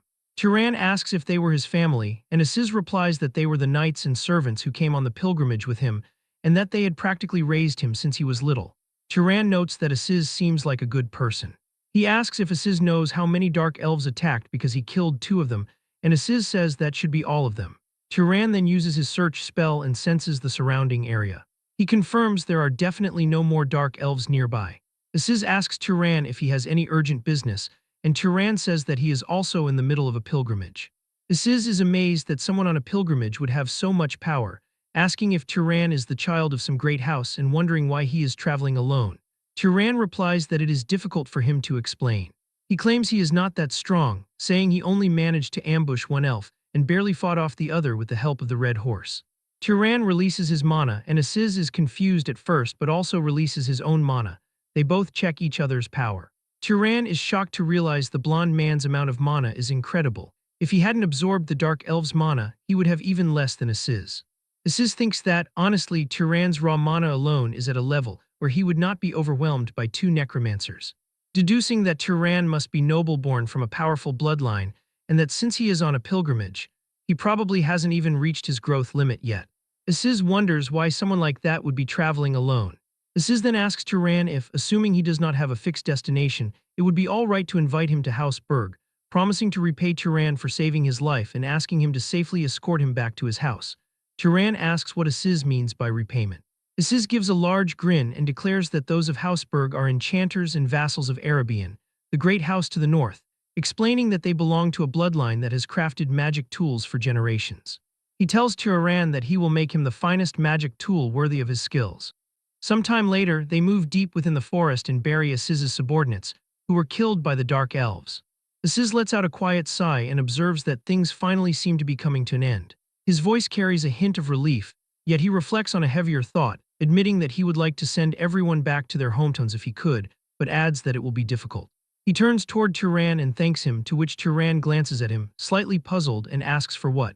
Aziz hesitates before answering that it is because Turan did not mock him. He is a noble, yet he cried at the sacrifices of his subordinates, calling it pathetic. So Turan asks why he would think that is pathetic, and Aziz replies quietly that it is because that is what his father taught him. Those who fall in a righteous battle shall dwell in the heavenly palace with the gods, as he was taught that to grieve for them would be weak, and that a true noble must move forward, standing upon that sacrifice. But if not grieving over a family member's death is strength, then he does not think he could ever become truly strong. Turan listens in silence before a warm smile appears on his face, and he says that it is not a sign of weakness but kindness. Aziz is taken aback, then tries to lighten the mood by suggesting they speak more comfortably since they are going to be traveling together anyway, nodding that the age difference between them is not that great either, and Turan gives a small nod and agrees. Aziz smiles and raises his hand, announcing that he looks forward to working with him as a friend. Turan stands still for a moment, repeating the word friend to himself. He reaches out and holds his hand, telling Aziz that he looks forward to that as well. After some time, Aziz suggests they rest before continuing, so they stop nearby, where Turan points to a box on the ground and asks what it is. Aziz opens the box, which is full of food and wine, identifying it as a cold storage chest, and explaining that he kept several things in it from the last time they were in the city. Turan wonders if the inside is always cold, so Aziz confirms that it is and explains that thanks to it, most foods can be stored for about a week without issue, adding that cold food can be reheated before showing off other tools. He notes that if you press a button on one tool, water comes out, mentions another magic tool that creates shelter from gathered wood, and a third that sounds an alarm when someone approaches. Aziz suddenly looks excited and gestures to his own clothes, explaining that what he is wearing is a magic tool with a self-cleaning function. Turan observes that magic tools are not common items and declares that it is impressive. He says that just one set of clothing alone would be worth saving his life, but Aziz smiles and declares his life is worth way more than that, promising to reward him with far better things when they return to the main house. He adds that if the house won't allow it, he will make them himself. He then changes the subject, nodding that during the time they have traveled together, he has seen so many types of Turan's magic that he has lost count. Listing off animal control, freezing, levitation, liquid manipulation, enhancement, luminescence, restraint, instant death, terrain transformation, and lightning strikes. He asks Turan if he spent his whole life practicing magic, or if he has a bloodline ability that lets him master any magic he wants. Turan narrows his eyes and mentally notes that he just can. He reminds Aziz they agreed not to pry into families, so Aziz quickly laughs and says he was just kidding, claiming there is no way such a bloodline ability even exists. He then asks how old Turan is, nodding he does not look older than 30 but wondering if he has lived for 80 years, and Turan answers that he has about a month left until his birthday and turns 18 this year. Aziz is completely shocked. He reveals that he is turning 43 this year, but then chuckles and says a 25-year difference is not that important to them. Aziz crosses his arms and says he should have known Turan had that much magic power to take down 2 wraith sorcerers, adding he was not expecting there to be 2 geniuses like him in the world, leading Turan to ask, too. Aziz explains the other person is close and has an incredible bloodline, revealing that the other genius is his cousin. Turan asks if he can ask that person to make magic tools for him, but Aziz says no because she is from the main house. Turan wonders about the main house, as Aziz explains she is a princess of Arabian and might even become the head of a great house someday. After that, they start walking. He explains that unlike ordinary wizard houses, heads of great houses do not easily pass positions to their own children. Because in a great house, there are dozens of relatives in the same generation, and naturally at least one of them is usually stronger than the head's own child. Yet among the head's children, Mesa was born with the greatest talent. After awakening her magic power, Mesa mastered all manner of combat magic in just 10 years. Turan is surprised as Aziz adds that as a result, she received the full support of her house, and now at only 21 she is almost on the same level as the core members of the house. Turan thinks about how much power she has at that age and asks if the house performed a funeral. Aziz says that is right and explains that when their eldest granduncle passed, his magic power was devoured by Mesa, though they naturally received portions as well. Turan realizes it is clear there is a good reason the great houses maintain their supremacy. Aziz points ahead, nodding that it seems they are almost there. Turan looks up and Aziz explains that this is the Dakin Plains, the central territory of Arabian. They eventually arrive at Zavillan, the territory of House Berg. As they enter the mansion, a woman rushes out and asks Aziz what on earth is happening. Aziz shouts, "Mom," and embraces her, starting to cry. Turan watches, mentally nodding that Aziz is 43 and yet reacts this way. A man with a beard approaches and tells Aziz to mind his dignity and at least address her as mother. So Aziz apologizes and then introduces Turan as a new friend from the south who risked his life to save him, stating that without him, he wouldn't have made it back here alive. The mother says this pilgrimage route wasn't supposed to be that dangerous and asks what happened. So Aziz reveals they were attacked by dark elf wraith sorcerers. She is furious and calls them filthy wretches, declaring she will take an army and tear them to shreds. The man from before calls her the house head and tells her to compose herself because people are watching. He then asks Turan which house he belongs to, and Turan replies that he is afraid he cannot say. The man asks if he cannot, and Turan admits he does not really know, explaining he was born to a commoner mother and does not know who his father is. Aziz is shocked and asks why he never told him about that, but Turan replies it is not something worth boasting about. The head of Berg looks at Turan of the unknown house and declares that since he saved her child, she shall see that he is properly rewarded. She tells him it is difficult to offer him a room there, but says she will arrange for him to stay at the finest inn in the city, making Aziz frustrated as he asks his mother if they shouldn't host him at home. She explains that would normally be fine, but they have an important guest staying with them now. Regardless of the circumstances, it is difficult to bring in a stranger of unknown origin, and she hopes he understands. A voice suddenly speaks up, telling the aunt she does not need to worry about her, as surely the person who saved Aziz would not suddenly try to assassinate her. A woman dressed in black appears. Aziz realizes it is Mesa and asks what she is doing here all of a sudden. Turan observes the Princess of Arabian, thinking she looks more like a corpse in her current state.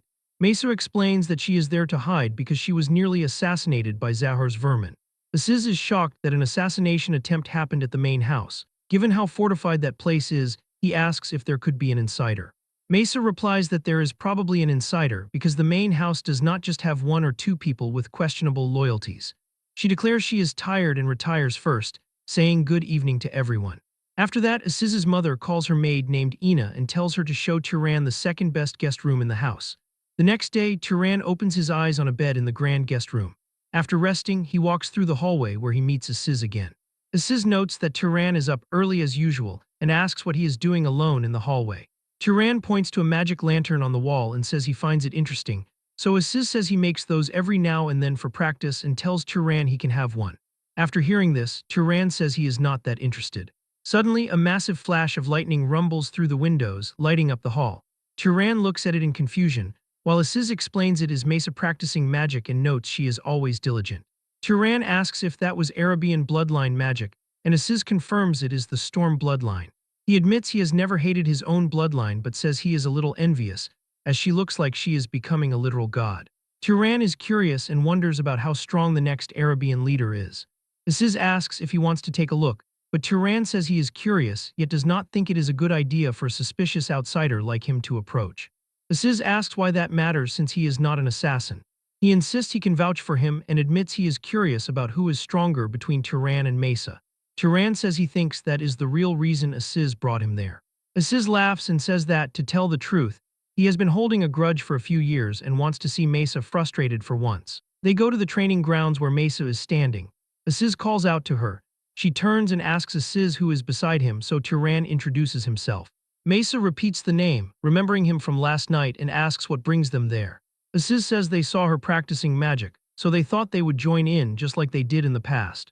But Mesa reminds Aziz that last time he stormed out crying after she learned something in 2 tries that took him a whole week, which makes Turan laugh. Aziz looks back at him and he quickly apologizes for laughing.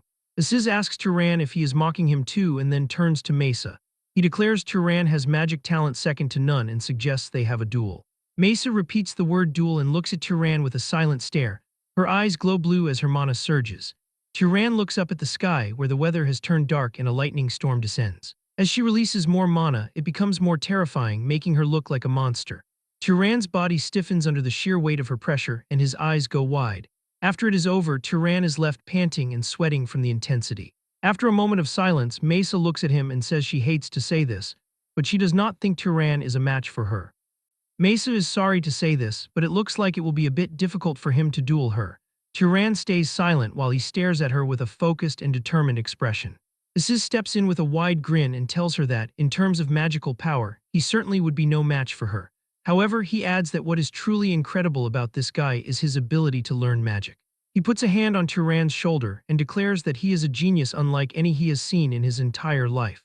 Aziz looks at her and asks if even Mesa herself probably does not reach that level of talent. She replies that since Aziz is praising him so much, they should see what he is capable of doing. Turan looks back at her and suggests a new method for their competition. He asks how about they each show a magic that the other probably does not know, and whoever can perform it faster wins. Aziz turns to her and says that it is a good method before asking for her thoughts. She heard Turan does not even know the magic of his own bloodline yet. She explains that it would be unfair if she used her innate magic, so she decides to leave that out of the duel. She tells them she will start first and steps forward on the training ground. Mesa taps the stone floor with her foot and creates a small sprout that bursts through the floor. Turan and Aziz watch as the tiny plant begins to grow rapidly and turn into massive vines that coil around the entire courtyard. Aziz shouts in terror as the vines wrap around him and lift him high into the air. He hangs upside down, while Mesa looks at Turan and identifies the spell as plant creation and manipulation magic, asking if he can do it. Aziz screams and begs to be let go because he is getting dizzy, but she ignores him and tells him to stay like that for a moment because it is fun. Turan reflects on the principles of magic while he looks at the vines. Fire creation magic is merely the manifestation of the phenomenon of burning, and water creation magic is simply the act of extracting invisible moisture from the air. Turan crouches down and places his hand flat against the hard stone floor. He thinks to himself that these vines are the same way, as the magic involves forcing seeds already planted in the ground to sprout rapidly. He realizes that in other words it is not creation, but rather growth. He tells the seed to grow, and a bright blue pulse of mana flows around it. In a split second, several blue vines explode from the floor and weave around Turan. Mesa watches with a shocked expression as the plants follow Turan's will perfectly. Aziz is shocked too. She realizes that given Turan told the plant to grow, he has independently discovered the true nature of this magic. She asks him if he happened to see this magic used somewhere before, to which Turan replies that it is his first time ever seeing it. Mesa HMPH and notes that the things Aziz said today actually turned out to be right for once, which is rare. She releases her magic, and Aziz falls to the ground, groaning in pain. She stands firm and tells Turan that now it is his turn to propose the challenge to her. Turan thinks to himself that using the Zahar's bloodline magic would be suicidal here. Suddenly, he remembers something and he reaches his hand out toward the tall grass. From the grass, a small rat appears and runs toward him. She watches it and asks with doubt if it is just animal control magic and if this is the best he can do. He catches a small rat and holds it tightly in his hand. He tells her it is hardly that and explains that this little guy here is just the ingredient for his magic. He uses his magic, he grips the rat as blue energy begins to pulse around the animal's struggling body. Its life force is drained and its body withers away. The rat turns into a dried husk within Turan's hand. He holds out the dead animal and declares that he is done with his magic. She looks on with a serious face before announcing that now it is her turn. She gestures with her finger and a second rat runs toward her. She grabs it and tries to use the same magic Turan used, but nothing happens to the rat. She closes her eyes and concentrates as she realizes this is not ordinary magic and wonders how he did that anyway. Aziz looks at the scene and asks why Turan would use that kind of disgusting magic. Turan admits that it was just the first thing that came to mind when he was asked. He looks at her and wonders if even a great family like the Arabian house does not know this principle well. Aziz tells her that it seems it is not working and suggests they just give the victory to Turan. Mesa tells him to shut up and asks him if he thinks she cannot do this. When using magic, the causality factor is an extremely complex element. If the phenomenon one intends to cause is something natural, the magic is more efficient.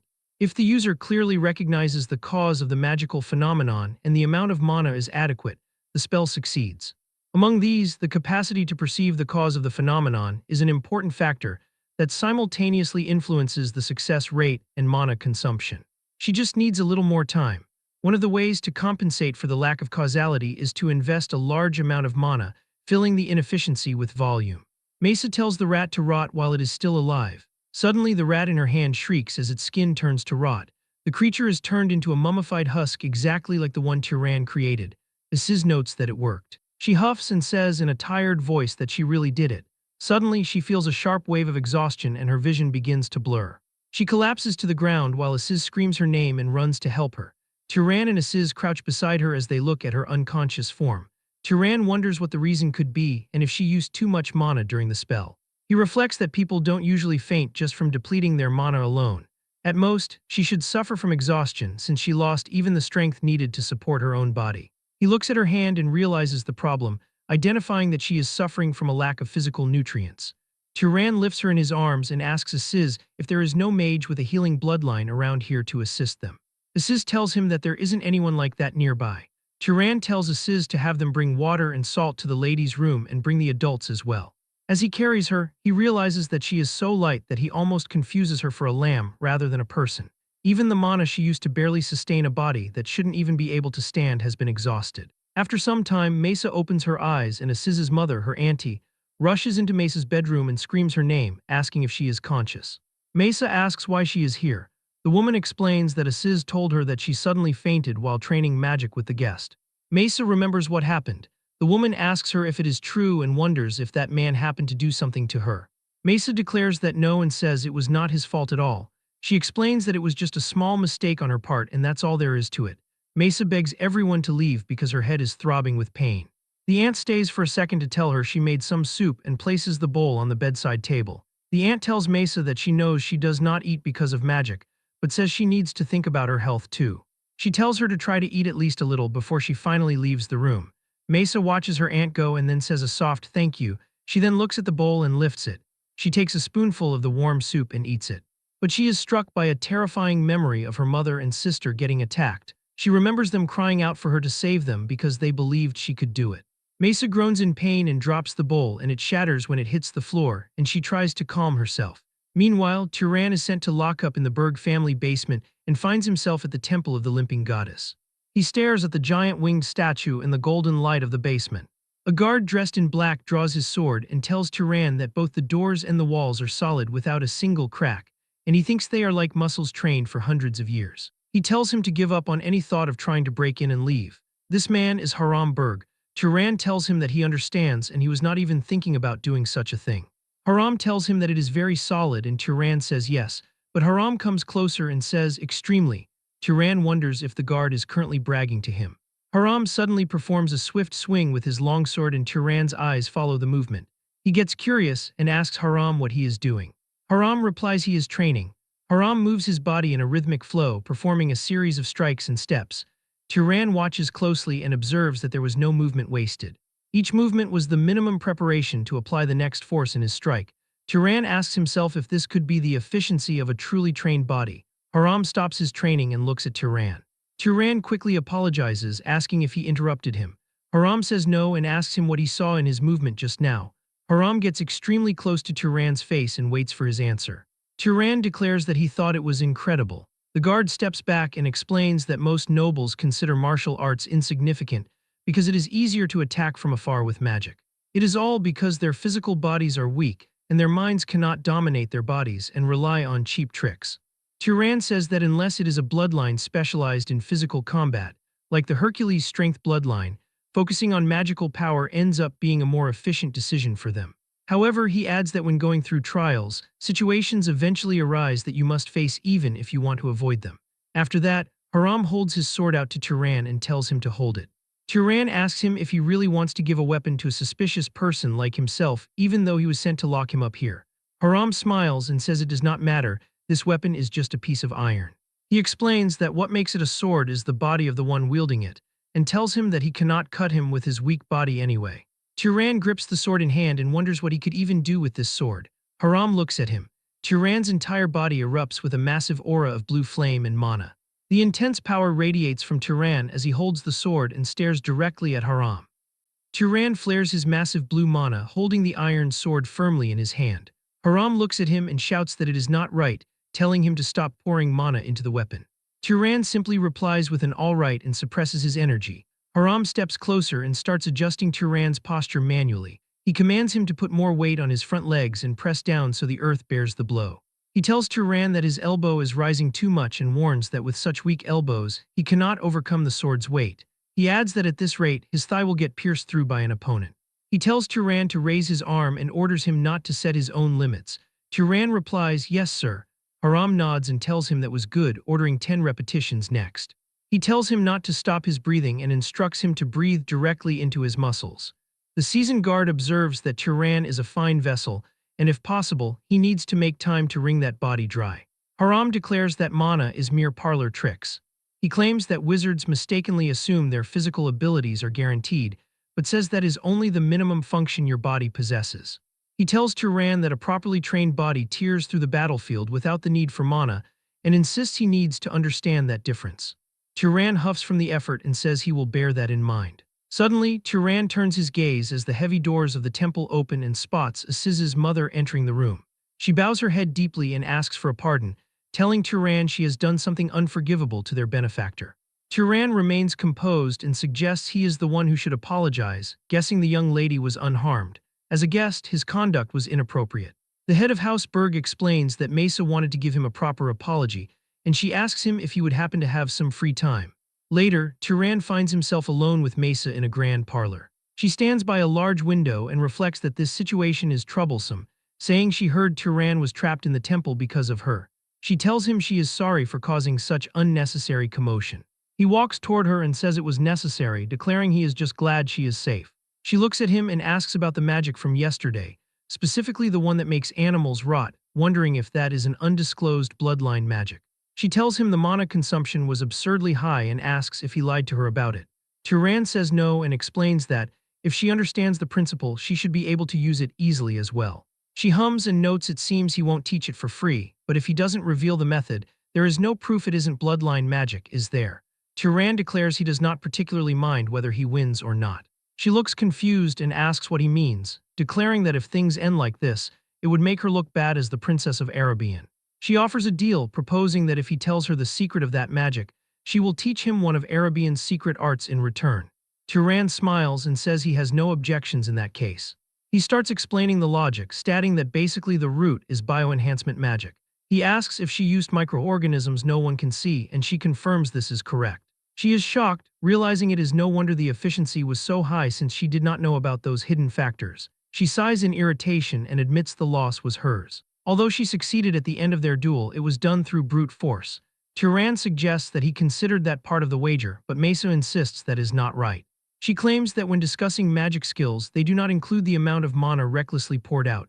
A little embarrassed, she asks if he can tell Aziz that it was a draw, as she does not want to see Aziz getting cocky about winning. Turan understands. She then decides to give him his compensation and picks up a comb.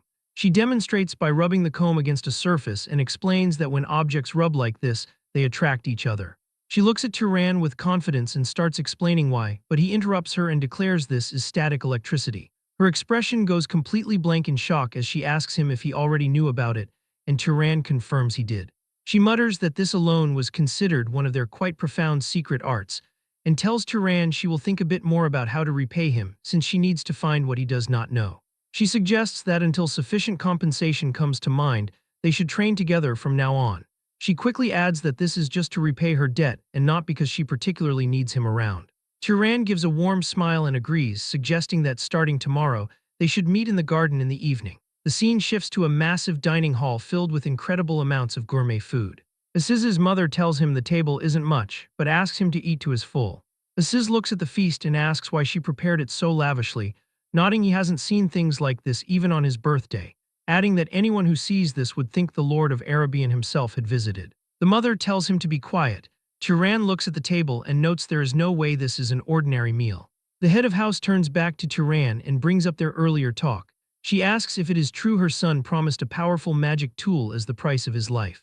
Turan confirms this is correct. The mother asks if Turan has something specific in mind. He wants something that aids in defense. He explains that while it is easy to harm others with magic, protecting oneself is difficult. If possible, it should be able to protect from surprise attacks. The mother says she has made similar items before, so it should not be difficult.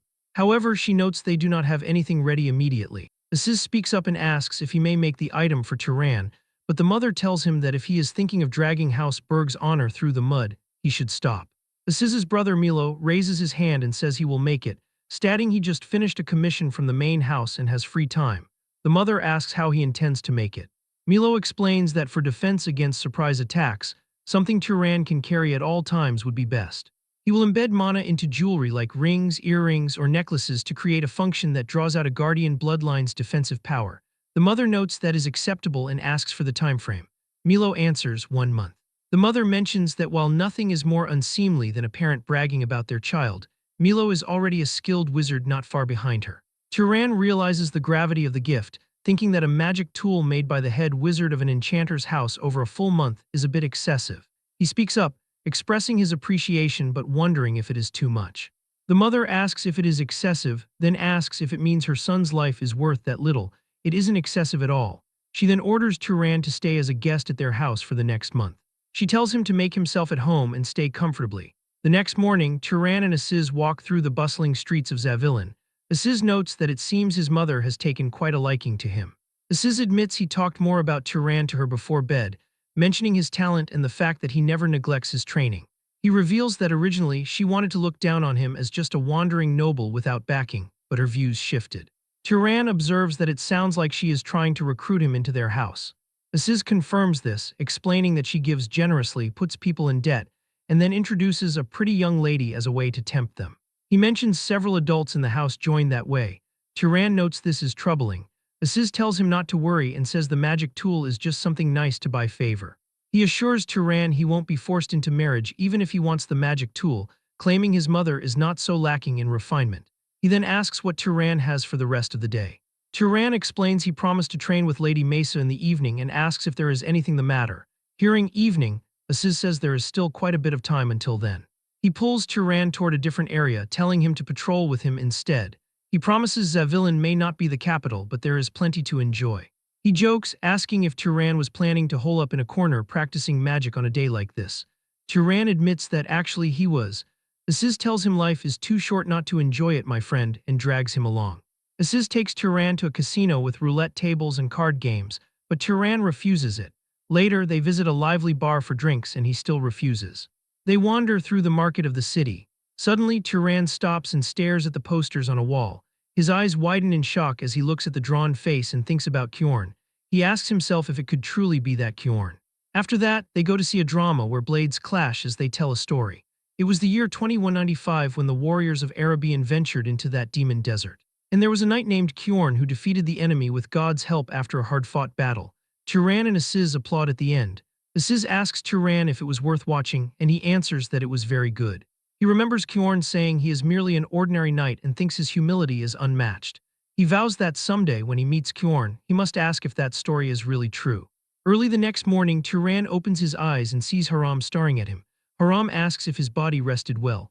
Turan says yes and asks what brings the man there. Haram says he noticed yesterday that Turan's vessel is quite good. He declares it is toughening time and commands Turan to follow him. Turan asks if they are going to train, and Haram says the body does not grow stronger by lying around, but only when it is being tempered. He asks Turan if he does not want to do it. Turan agrees to go, thinking he will gain more that way than just playing. Aziz suddenly bursts into the room, shouting Turan's name and saying he heard there was a really fantastic performance today. He sees his uncle Haram Berg and is surprised. Haram looks at him and says they are heading to training. He tells Aziz that he must also temper that weak body of his and asks if he will come. But Aziz backs away with a terrified expression and lies, saying he was just out and came back now, so he has not recovered yet. He runs away at full speed. Turan watches him go and wonders why he is acting like that. But he soon finds out the reason as he is forced into a heavy weightlifting session. Haram looms over him as Turan push-ups massive plates. He tells him not to hear his body's cry and demands one more. Turan groans in agony. Haram scolds him, saying that if he yields after barely this much pain, then his mind is being dominated by his body's weakness. He commands one last repetition as Turan's muscles tremble. Finally, Haram says that is enough and lets him stop. Turan collapses on the floor, gasping for air. Haram asks if it is tiring and Turan gasps yes. Haram says Turan is fortunate because since he is a wizard, doing this once is enough. Turan wonders if it is different if you are not a wizard. Haram explains that an ordinary body weakens again over time even after being tempered once and needs constant trials to maintain it in that case. However, wizards have mana maintaining their bodies in optimal condition, so once forged into steel it does not weaken. He smiles at Turan and declares he must be fully rested now. Turan looks at him in shock and tries to say he is still, but Haram's expression turns dark as he says he knows Turan's body does not lie. He shouts that Turan has rested enough and now he will teach him weaponry and combat. Turan screams in exhaustion as the training intensifies. The following days at House Berg were fulfilling indeed. He wakes up early to train with Haram in a special space where the body becomes several times heavier than usual. One misstep and you'll be buried in the floor. In the evening, he returned to the mansion to repeat magic training with Mesa. She shows him how to use finger friction to generate electricity as golden lightning crackles between her hands. And before he knew it, 3 weeks had passed. Turan tries to fire a bolt of lightning at a target, but it misses. Mesa watches from behind and notes he is struggling more than expected. Turan smiles and says it is because he isn't from Arabian. She admits it is hard for her to help too, nodding she never thought of aiming lightning magic in that way. She asks if it doesn't hit just if you shoot it, but Turan explains it is harder than one may think. Suddenly someone shouts Lady Mesa, and a man comes near them. That man looks at Turan and asks who he is. Mesa looks at the man coldly and says it is none of his business, asking what brings him there. She reminds him she told the main house that no one should approach her while she is recovering. He reveals that the patriarch has summoned her. She asks what it is and tells him to answer quickly, warning him to prepare himself to be punished if it's a trivial reason. The knight reveals the emergency, announcing that dark elves have been rampaging extensively in the south. He reports that 3 cities have already fallen, and the main house will assemble an expedition force. Mesa orders the messenger to tell them she will return shortly, and the messenger bows to her, accepts his order, and leaves. She turns to Turan and tells him she thinks she needs to go. She pauses for a second and reflects that before she leaves, she should collect payment for Turan's disgusting decomposition magic. She suddenly gets an idea and claps her hands. She looks Turan in the eye and asks him if he knows that electricity flows through the human body as well. Turan is confused by this question and asks if electricity can really flow through the human body, which prompts Mesa to smirk. She declares that there is no way he would know, as this is a secret of House Arabian. She suggests considering his debt paid if she teaches this to him properly, saying it will definitely be a great help, and Turan agrees. Mesa explains the fundamental theory, telling him that when a person sees or feels something, that specific part of the body sends a tiny electrical signal to the brain. She details that if it comes from the eyes, it travels from the eyes to the brain, and if it is a smell, it moves from the nose. Turan shuts his eyes to focus while he mentally traces these pathways. He realizes that a tiny electrical signal indeed flows through the entire body. If he can accelerate those signals transmitted through those pathways, he will achieve something incredible. He focuses on this tiny electrical signal more. And opening his eyes now, he can clearly notice those signals. A butterfly flies between them, and he can see its movements in slow motion and in more detail. She asks if he is able to do it and how it feels. He is impressed by this, wondering how this works and what it is. However, the effort causes a sharp strain and Turan gasps while clenching his forehead. Mesa laughs softly at his success, explaining he feels that way because he poured out his mana so recklessly. She mentions that while it will be hard to adjust now because of the headache, once he gets used to it, he will be able to maintain it for quite a while. He reflects on the value of the technique and states that no matter how much he thinks about it, this lesson seems far too valuable compared to what he gave her. She begins to float into the air and tells him to think of it as a simple investment since he seems to have talent. If he ends up learning an even more incredible spell in the future, she will collect it all back along with what he owes her now. She disappears into the distance while he watches her go in silence. The scene shifts to the Morgan City Center at the heart of the Daking Plains, where knights and wizards of Arabian are gathered. A massive crowd of local people is cheering with slogans like "Glory to Arabian" and "Long live Arabian." Aziz remarks that even though it is just a departure ceremony to hunt dark elves, it feels more like a victory parade because of the enthusiasm. He suddenly spots Mesa on horseback and waves his arms, shouting for her to look over there. His father grabs his arm and tells him to maintain his composure as a noble. Suddenly, someone shouts that the head of the house is entering. A tall figure walks through the cheering crowds. Turan looks at the man and identifies him as the current head of the Arabian house, known as Battle Arabian. He says that the head of the house does not look well at all and asks Aziz if he is always so pale, wondering if his health could be failing. Aziz recalls rumors that the Lord was severely injured while fighting the head of the Zahar house in the past, but since that was a long time ago, perhaps it is just because of his old age. Battle Arabian reaches his hand toward the sky, and people look at him and look up at the sky, and the blue light turns dark and gloomy as storm clouds gather instantly. A massive surge of golden lightning explodes through the clouds with a deafening rumble. The commoners start praying to the Lord of Thunder to protect his descendants. Turan looks at the sky and realizes this is the true power of Arabian. Even with his body in such poor condition, he easily covers the entire area, showing the absolute pinnacle of magic reached by a human. With determination, he thinks that one day he will reach that level as well. Sometime later, back in the workshop of House Berg, Milo holds out a leather-bound metal bracelet and says, "Here you go." He explains that just wearing it increases his physical stamina a bit, but if he injects mana, that level increases even further. Milo details that at its limit, it reaches a level similar to the nobles of the Guardian bloodline, but warns it consumes a lot of mana, so he should not maintain it for too long. Turan holds the magic tool and declares it is truly an incredible treasure. He notes that an object like this would not be common even among the great houses, and calls it an exceptionally well-made item. Aziz's mother says his name and asks if he has any interest in formally joining their house. Turan remains polite and says he is very grateful for the offer but thinks that would be difficult. The mother sighs and notes she already heard stories from Aziz. She reflects that since Turan has a lot to do, he would have a hard time settling down in one place. She tells him to consider her offer as an old woman's lingering attachments. Turan bows his head and declares he will never forget the hospitality he received. He says Aziz and the Berg family will be his friends forever. She nods and says yes, that is enough. As Turan prepares to depart and leave the house, Haram Berg and Aziz meet him. Haram throws a blade at him and tells Turan to take it. He explains it is a magical device with no major functions, but notes it is durable and the blade is quite sharp. Turan takes the weapon and thanks his master. Hearing the word master makes Haram proud. He gives a stern and wide smile and starts walking away.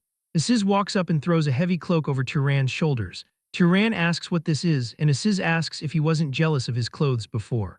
He reveals it is a shirt and some pants made into magic items that do not get dirty easily and mend themselves if lightly torn.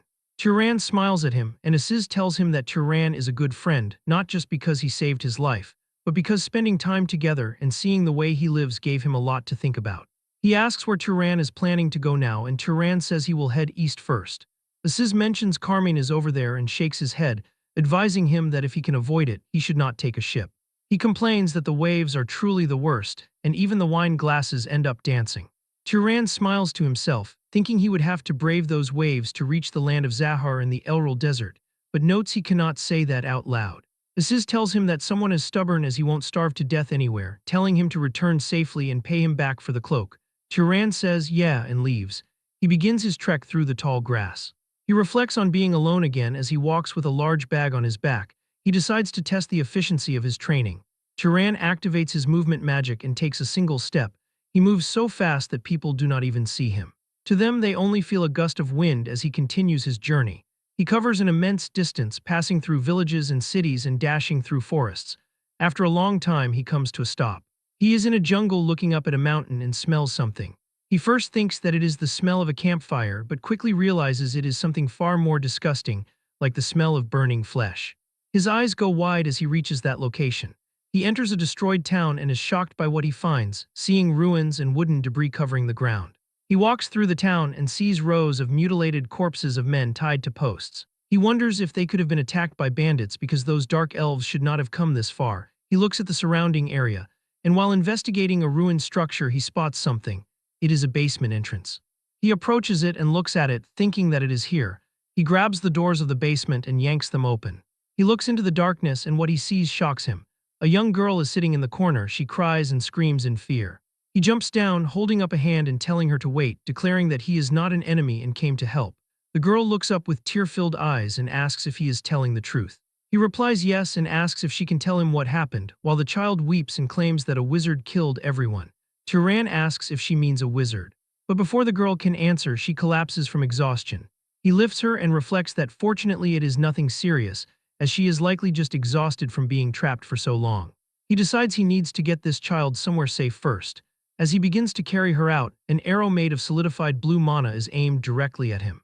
A group of warriors is surrounding him, and a girl wizard holding a magic bow glares at him with rage, calling him a murderous bastard and telling him to get on his knees.